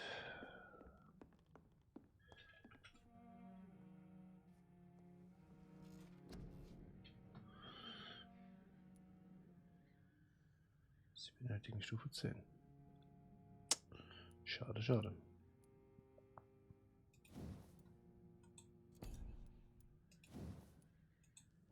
Viel machen können wir da nicht.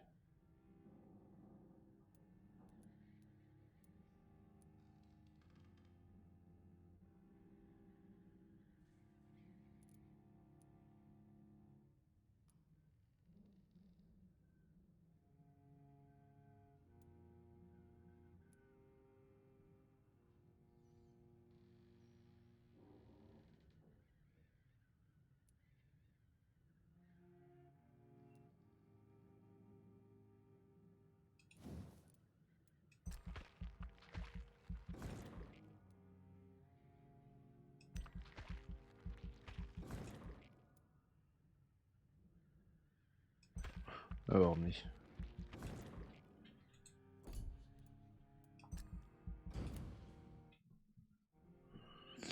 So, ist schon was passiert. Die folgende Nacht.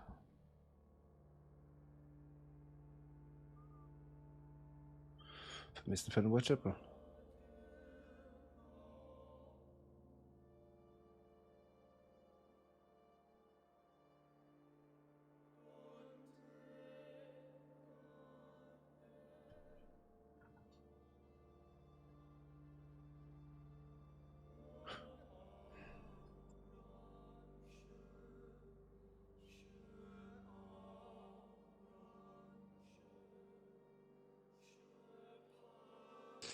So.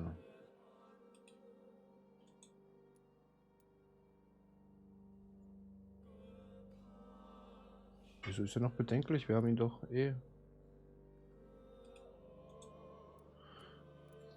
einige Leute geheilt. Na gut.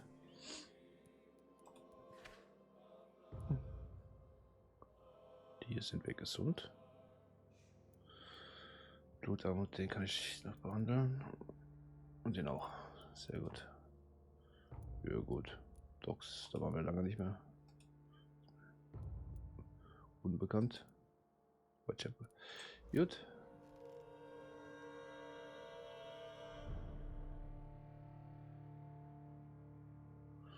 Dann gehe ich mal kurz für kleine Nunos. Danach gehen wir zurück zu Lady Ashbury. Bis gleich.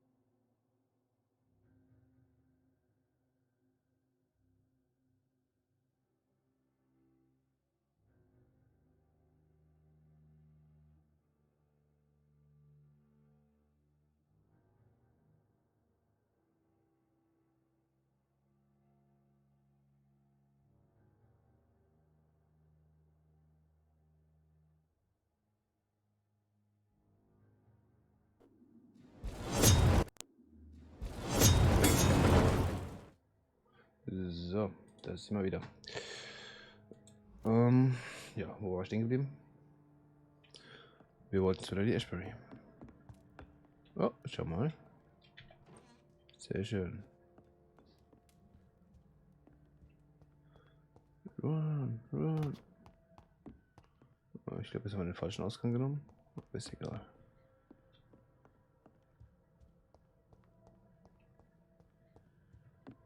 Wir finden den Weg schon. So.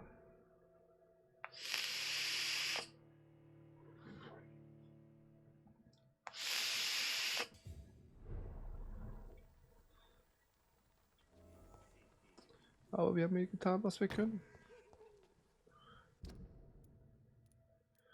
Umdrehen, rechts hoch.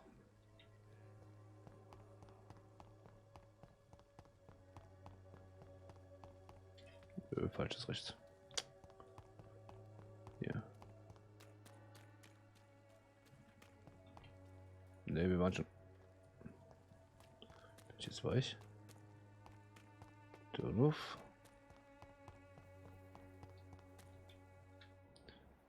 Es fehlen übrigens noch Menschen in dem Bezirk. Petrescu.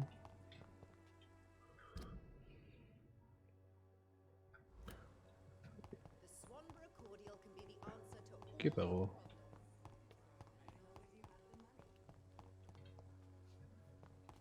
Ja, das ist der richtige Weg. So.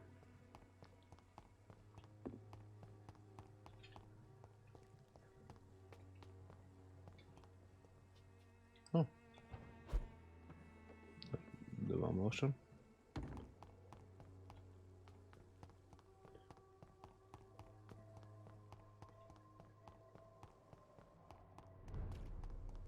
Whitechapel Street. Oh. Und wenn es hier noch Viecher sein? Oh, bist du groß? Profi. Gib Ruhe jetzt. Sitzplatz aus. So. Schraube, Schraube.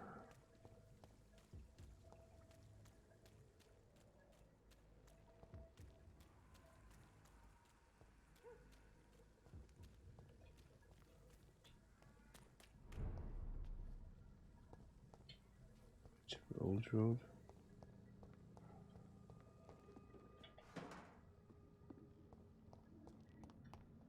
Aha. Aha. Gusch. Oh. Das ist nicht sehr nett, was du da machst.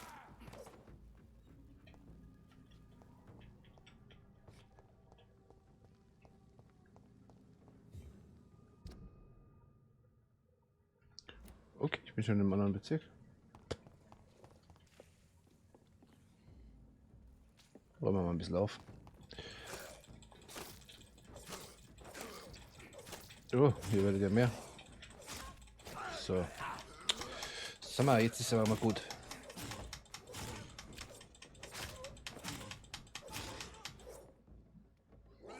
Oh, du lebst immer noch. War böse. Knapp.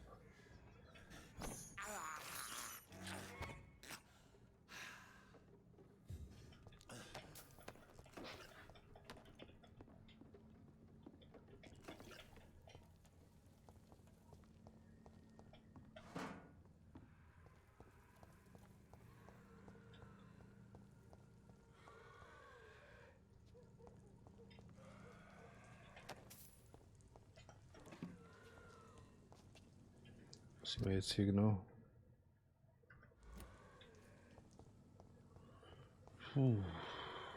Wie benutze ich die Seas eigentlich? Ich habe die im Inventar irgendwo. Hier. Ist kein Shortcut oder so?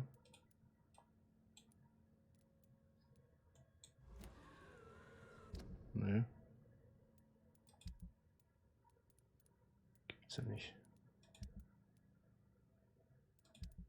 Doch hier, T. Okay.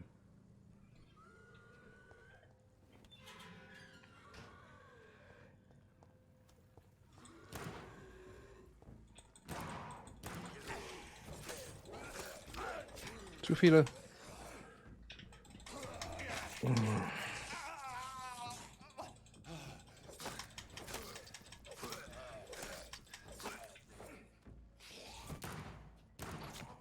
Ach, die Sau, ey.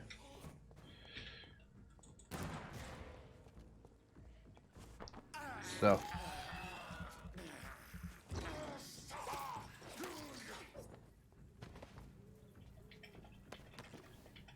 Ja, mit allem, was ihr habt. Ich habe den Schal gefunden. Ich habe den Schal gefunden. Sehr schön. Ich glaube, ich gehe direkt nochmal zurück nach Whitechapel und gebe erstmal eine Schal ab. Ha? So. Kunde den Stadtteil, ja. Dieses Zwischending mal. Gut, habe ich ja. Noch irgendwelche Geheimnisse?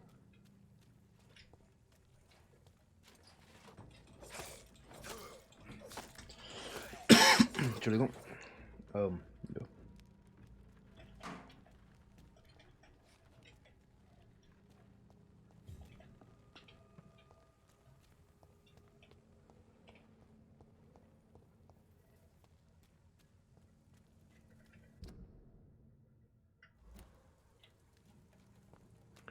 Gehört es doch irgendwie noch so, zumindest so ein bisschen zu Whitechapel dazu.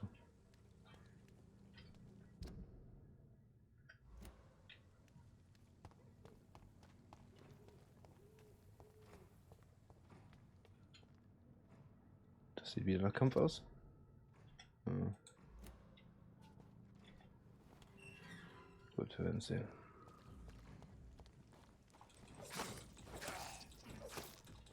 Wird hartnäckiger.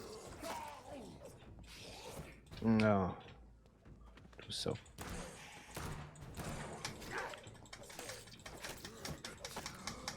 Von den Kleinen kommen da noch.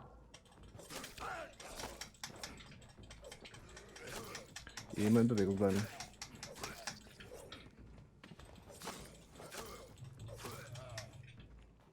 Einer fehlt noch. Wo bist du?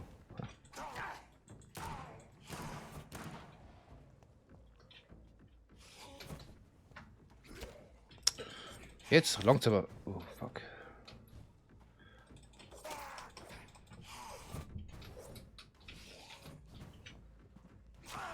Wow. Puh.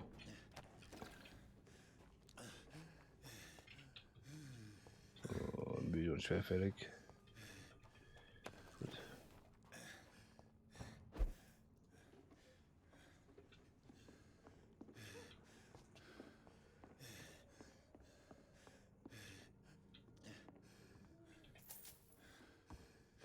Münzen.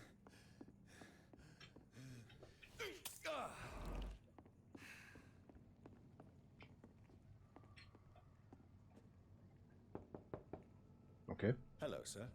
Sorry to Bist du? disturb you Oh, at this hour. gefunden. I'm a doctor inquiring about the epidemic. May I come in? A doctor, you say? No, thank you. Gut, meine Stufe 3. Haben wir nicht. Du bist der mit den Medikamenten. So schaut's aus. Also Pseudomedikamente. So.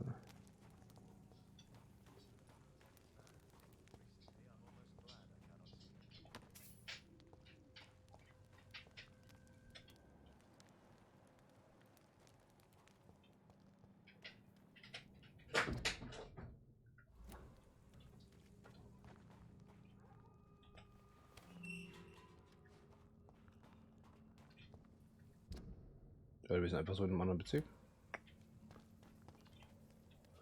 Und da die Gegner hier immer stärker werden, gehen wir jetzt erstmal zurück zu Lady Gedöns. So.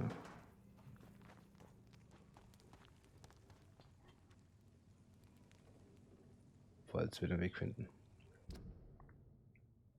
In der Straße nach und dann Links abbiegen.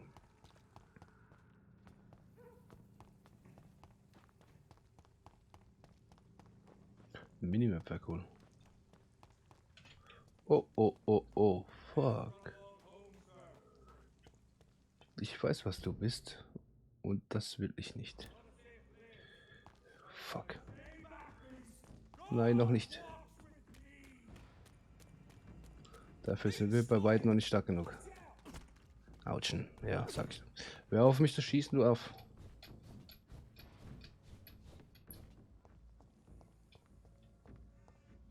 Ups, Entschuldigung. Ja, hier und dann links abbiegen.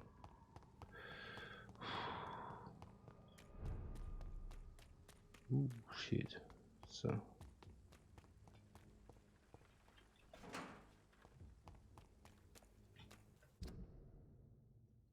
Verdammt, wir wollten jetzt zurück den Schal abgeben.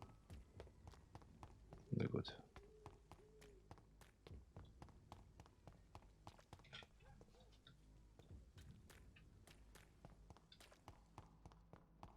Geben wir den ihr direkt oder ihm, damit sie es wieder vertragen? Im Grunde müsste ja wurscht sein. So. Du lebst ja wieder. Was ist mit dir?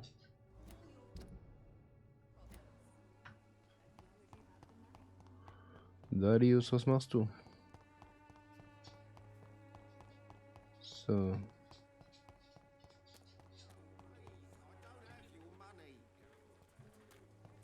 Wie ist die jetzt hin? Wo ist der andere jetzt hier? Darby, wo bist du?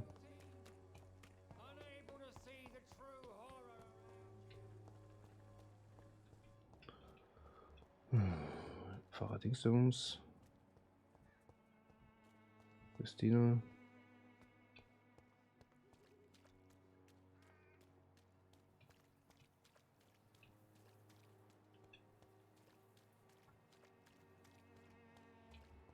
Da ist der Clayton.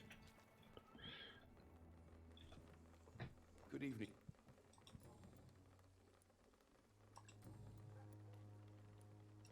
Goodbye. Okay, dann kann ich ihn vielleicht nur direkt geben.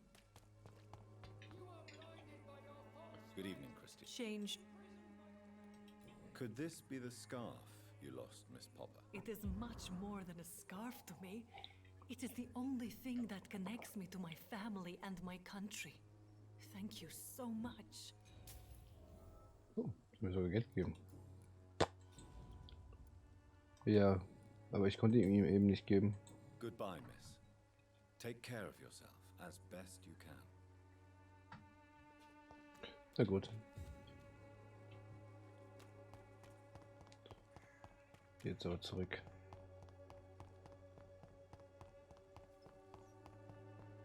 Wieso fühlt sich mein Leben nicht weiter an?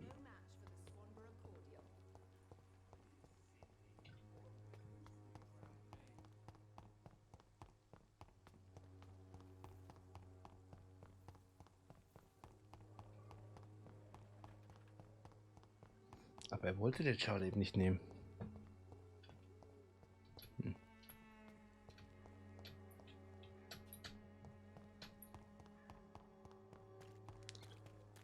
Egal, wir gehen jetzt endlich zurück zum Krankenhaus.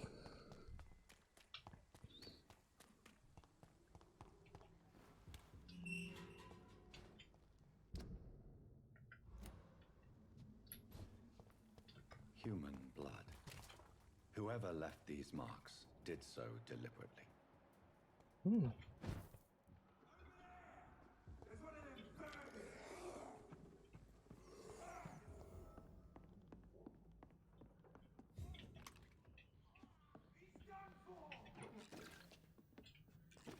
Nö, bringt euch alle gegenseitig um.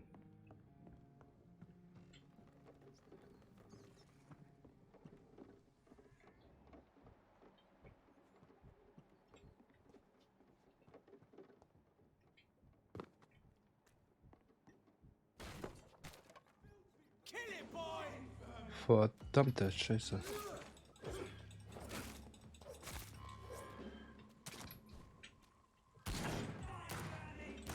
Kann ich auch und jetzt?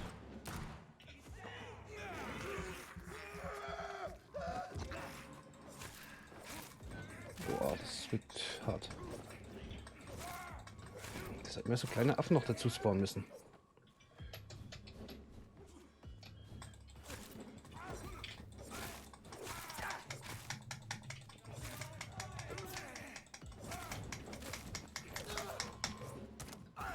So.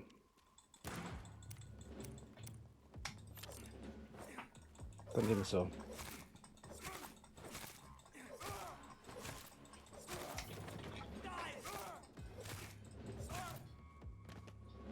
Noch eine.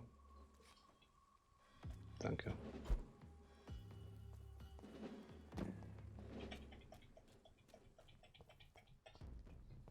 Droppt dir nichts?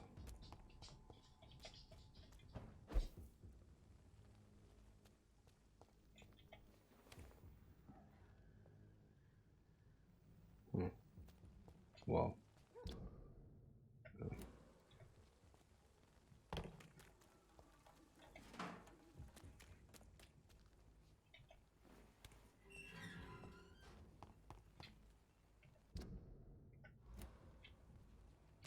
Ja, das hat sich mal gelohnt.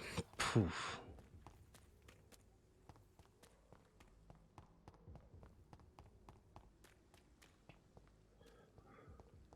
Endlich zurück.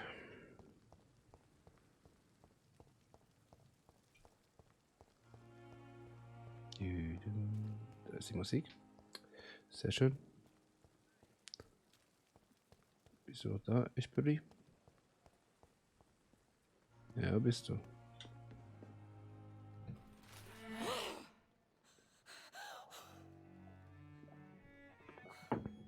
Und der war schon krank.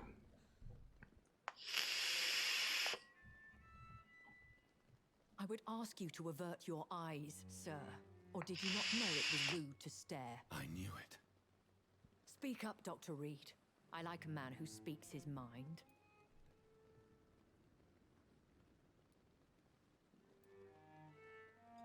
You killed him. He trusted you. And you killed him. Spare me your sarcasm, Jonathan. You are but newly born in this world.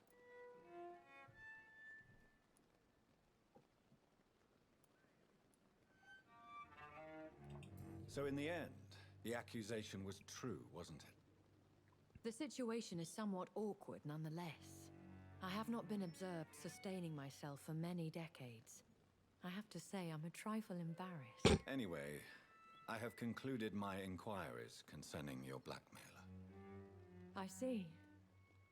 Please excuse my agitated state. Under normal circumstances, I wouldn't let anyone see me in this condition. The case is closed, your ladyship. The person who took advantage of you has, shall we say, seen the error of her ways. So who was it? My lady, the blackmailer was dealt with using the utmost discretion. The culprit's identity is of no relevance. Thank you, Jonathan. That is exactly what I needed from you. You have proven your loyalty, so, as a friend, please accept this small token of my appreciation. Thank you, my lady. If you have an inclination to learn more about vampires or your current situation, I will be glad to aid you in your quest for knowledge.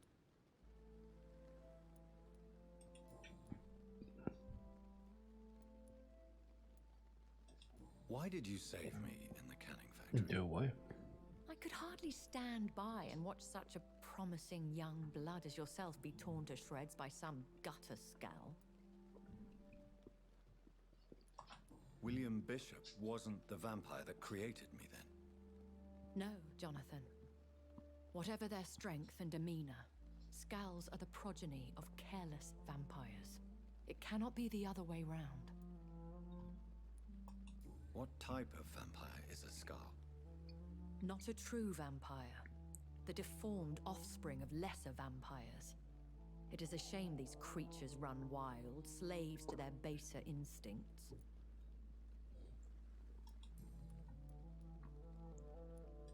Why does Dr. Swansea allow you to feed on the patients of the hospital? Dr. Swansea is a good and compassionate man. He is trying to find a solution for our hunger. Until that happens, he is clever enough to understand that I only feed upon the dying.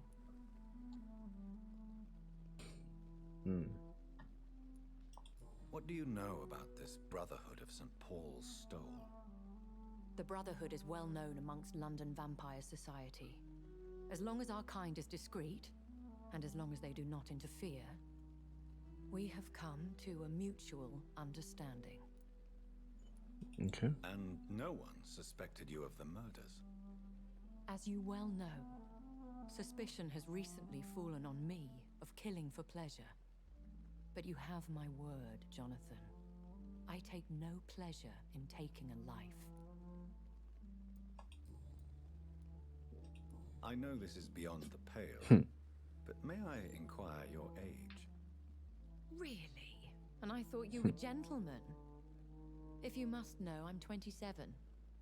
I've been 27 for a long time now, and 27 I shall remain. And who bestowed upon you this eternal youth?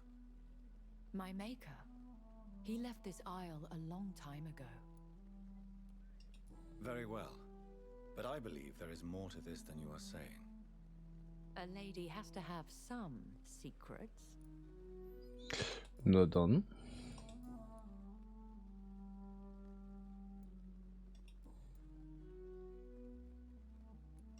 Are there many vampires here in London? Immortals are of a rare breed, and we often tend to hide. But you may occasionally meet some of us at night. Will they all be as affable as you, my lady? I do not see why not. But remember, even the shark smiles before he bites. That sounds like a lesson from experience. Vampire politics are as intricate and sometimes tedious as a game of chess in a gentleman's club. I've learned from experience it is best to decline to play. Do you know any of them? Have you an idea of the identity of the vampire who attacked me? You mean your maker? No, Jonathan, I have no clue. But I fear he or she is as careless as cruel. To let you discover your new condition by yourself. What do you mean? Every now and then, you may discover an immortal in the deep of the night. But we are a rare and reclusive breed. Our progeny is almost never accidental. Okay, also was mit Absicht. When I awoke, changed, I was chased and attacked by vampire hunters.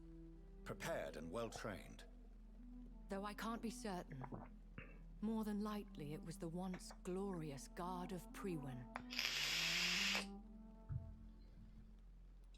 Once glorious, but still dangerous. They have seen better days, but all fanatics are dangerous. You would be wise to stay clear. They are sworn to destroy our kind. You make them sound like some sort of cult. More a society. And like all the best ones, a secret society. Na, eindeutig nicht. I thought them almost gone, but it seemed they have been recruiting. I've been away from London and England for 3 years. This isn't the city I remember. Things have gone from bad to worse here, Jonathan. I've lived in this city for a long time, and I've never seen it like this. What is it you fear? Fear has long since flown this form. But there is something malevolent circling us. I feel fear is merely waiting in the wings. The Spanish flu has hit London that bad? Yes, but it's not just that. I've heard things. Things I've not heard for a very, very long time. There are whispers in the shadows. Something far worse than the Spanish flu is here in the city. Okay.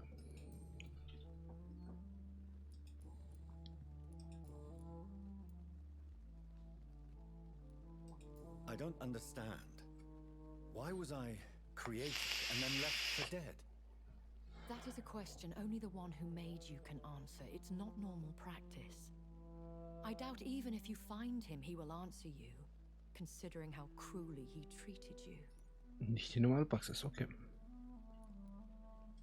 I'd like to avoid creating another vampire by mistake anyway. Tell me, how is it done? The process is dangerous. It could even kill your potential progeny. If you did decide to sire an offspring, they must drink of your blood, Jonathan. So me being a vampire could have been a mistake. I very much doubt it, Jonathan. Contrary to the legends, it is not as simple to make another vampire by just biting someone. I've been hearing a voice talking in my head. Is this some kind of insanity? It feels like the voice of the vampire that created me. Hush. Tell no one this. It would be unwise to talk of such things amongst British immortals. Speak no more of your maker. How could this cause offense? Only the powerful immortals can mentally call to their progeny. No vampire or hunter will sleep easy, knowing that an unidentified elder is stalking the streets of London. Excuse my forwardness, but are you my mate? Me? Goodness, no. Only a foolish immortal would create a progeny without taking precaution, and I'm no fool. Nett. A vampire? Wow. Dachte, das hätte man schon lange geklärt. What we are. Such a crude word, defined by penny dreadfuls and drunken hacks. No. You are now an Ekon, and that you shall remain. Are you an Ekon too? Yes, I Ja, am. sieht so aus, hm? We are the closest thing to what man refers to as vampires. Forget what you think you know about us. So we are Ekons. How can I identify us amongst other vampires? How to put it? All Ekon are vampires. But all vampires are not Ekon. We are but a branch of the immortal tree. Jo, das wissen wir auch schon, dass es verschiedene gibt. Gut. I bid you farewell. I must quickly analyze the blood I took from Nurse Crane's patient.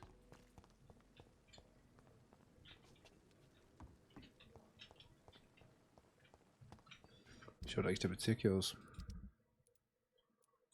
Eigentlich ganz gut. Oh, Milton. Good evening, Milton. Good evening.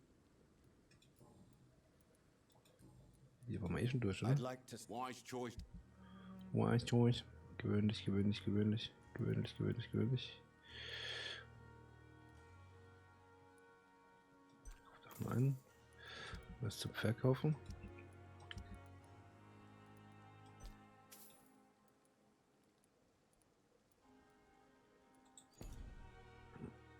Das brauchen wir alles selbst.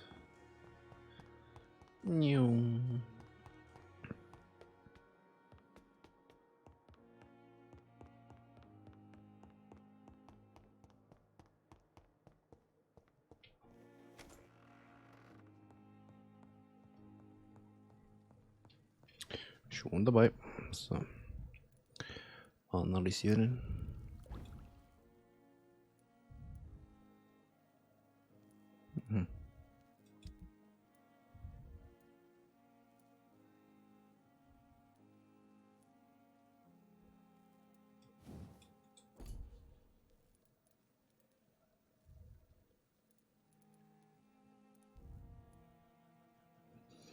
Na gut.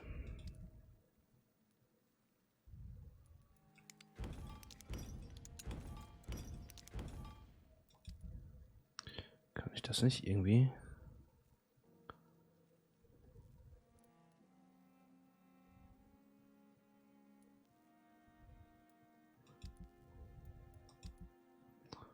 will ich nicht verkaufen. Razvan Vasily was infected by Spanish flu, but also has the highly unstable blood of the Scows. Is the London vampire epidemic transmitted through the flu? I should talk to Dr. Swansea about it. Solltest du.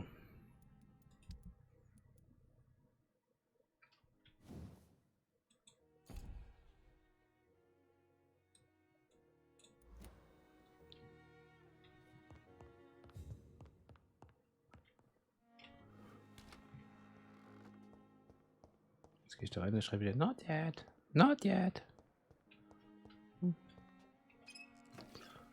Ab und zu tauchen wieder Sachen auf. Sehr gut. Die Kiste ist verschlossen.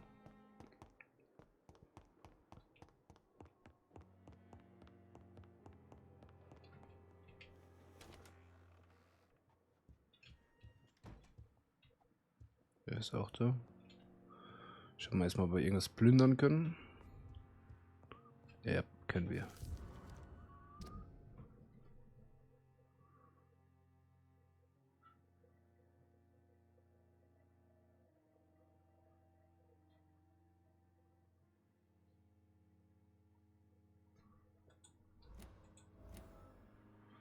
So. Mal hier was für den. Hm.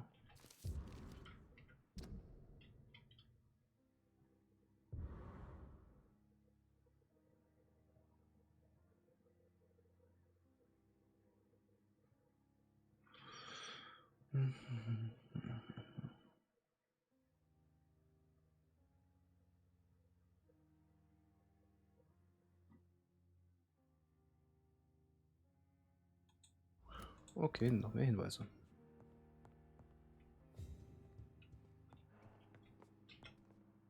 Evening, Edgar. Could I get your professional opinion? Please. But I have something important to tell you. This strain of flu, it's very different from the one I saw in Europe. It's downright peculiar. Really? What makes you say that? I've just looked at the blood of one of our recently deceased. I see. Do you have anything more to go on? This disease spreads and looks like the Spanish flu, but its effects differ greatly. The London strain is different from the continental one. This is very interesting.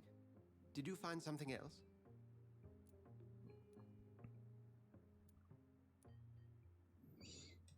I have a few things, but nothing I can share for now. I need more time and more evidence. I'd be interested to hear your thoughts on the matter. There's a lot we're not seeing here, but it is spreading, and quickly. If we don't act, the whole city could be lost. But Jonathan, we've a fantastic opportunity sitting right here in front of us. A weapon of choice. What on earth do you mean? Why, you, my dear boy. With your expertise and your My dear boy. we could isolate the properties that course through your veins. Think about the possibilities.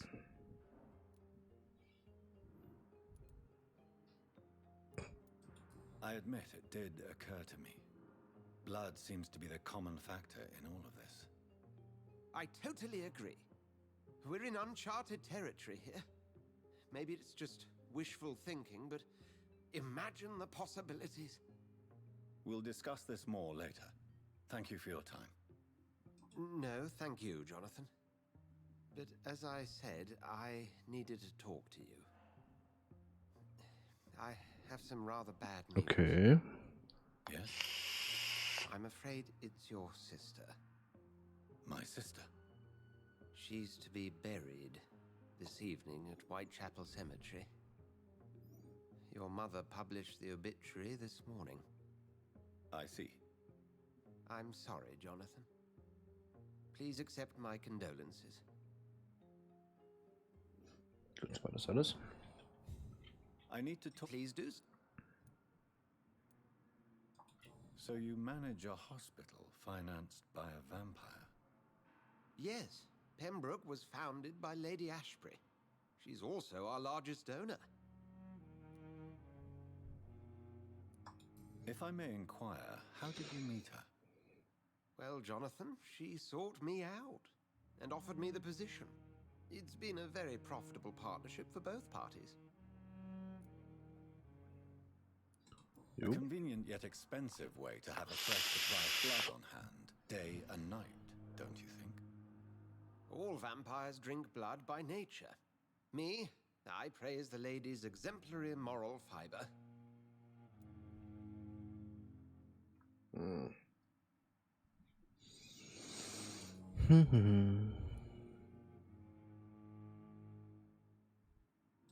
Nurse Crane will not be returning to Pembroke Hospital. Oh, really? Did something happen? She seems such a very capable woman.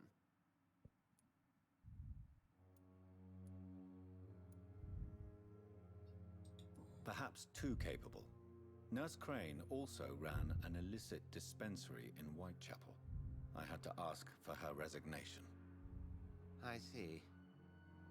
Well, we'll just have to manage without her assistance. Muss nicht jeder wissen.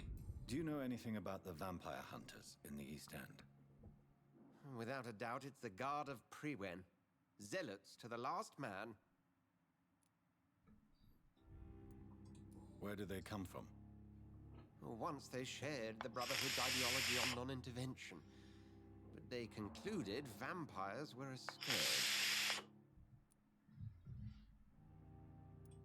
They're definitely well organized and equipped. They're extremely dangerous and not to be trifled with. To them, you're a feral beast, and I, your accomplice. Okay. We'll talk. Gut. Das ist vorerst alles. Das ist wahrscheinlich zum Dings dann, gell?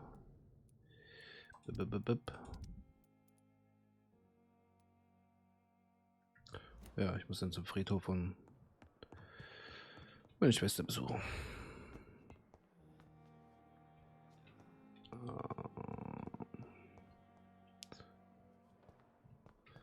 Ein paar Schlüssel für die Sachen wären mal gut. War schön.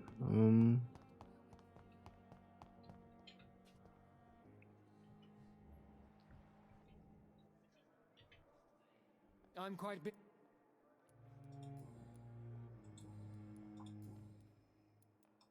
Tell me, Waverly, what do you think of Dr. Strickland's enthusiasm for his experimental research?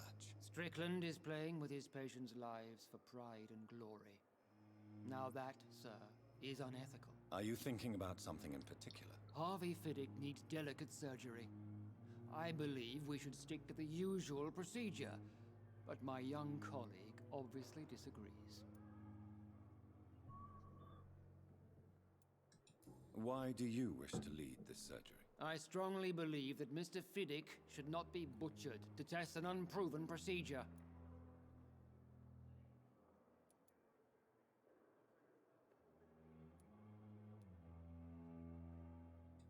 I really hope you're right about this, Dr. Ackroyd. I'm trusting your judgment on this. I'm not the kind of man who runs away from his responsibilities, Dr. Reed. There is no need for you to be looking over my shoulder. Unsympath. And are you not afraid that your rivalry with Strickland may be blinding you? Rivalry? I guess you could call it that. But I will never be childish enough to let my personal feelings affect my judgment.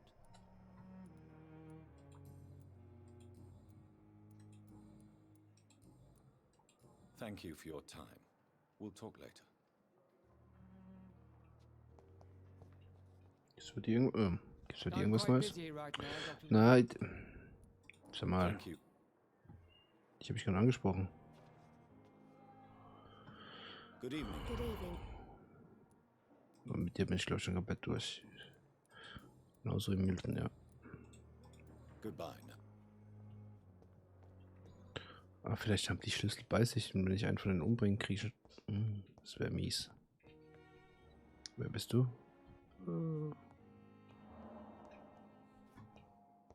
Schon wieder?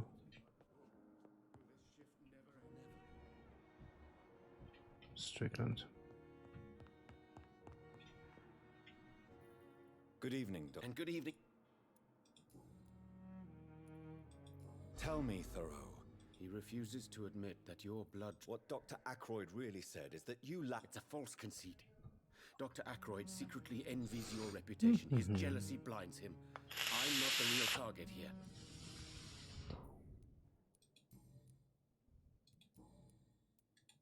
Okay. Goodbye, Doc.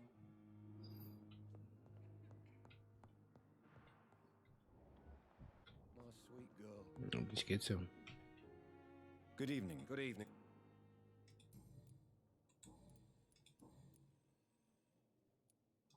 Tell me about your injury, Harvey. Why do you feel so guilty about it? My wife died because of me. And how could your job be responsible for your wife's death? I was working a double. She went out to bring me a hot meal and got caught in a German bomb raid. You can't hold yourself responsible for your injury, Mr. Fiddick. Unless you tried to hurt yourself. Of course I didn't hurt myself. But I can't work until my arm is fixed. My children need to eat, Doctor. Mhm. Goodbye for now, Mr. Fiddick. I'll see you later. You always knew the words to calm the children, Ellen. So many deaths. Still more coming. How can we be sure we're making a difference?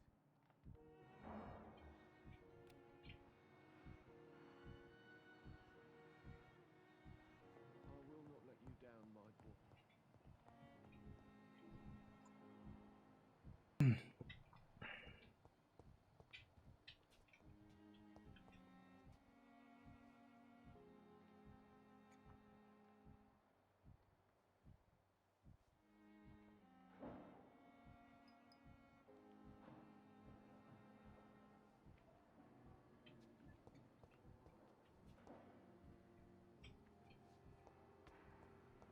I never thought I would have to attend my murdered sister's funeral. Mary, I can't forgive myself. I'll find the truth about what happened to us. I swear. Ich habe ja noch Hinweise. Good evening. Tell me the regiment administration. You can't You're So, absolutely danach machen wir aber mal Do you Pause. believe you have my ratings were with Das ist ja das Schluss für heute. Do you realize how many Yes, sir. It is an It was a time. So.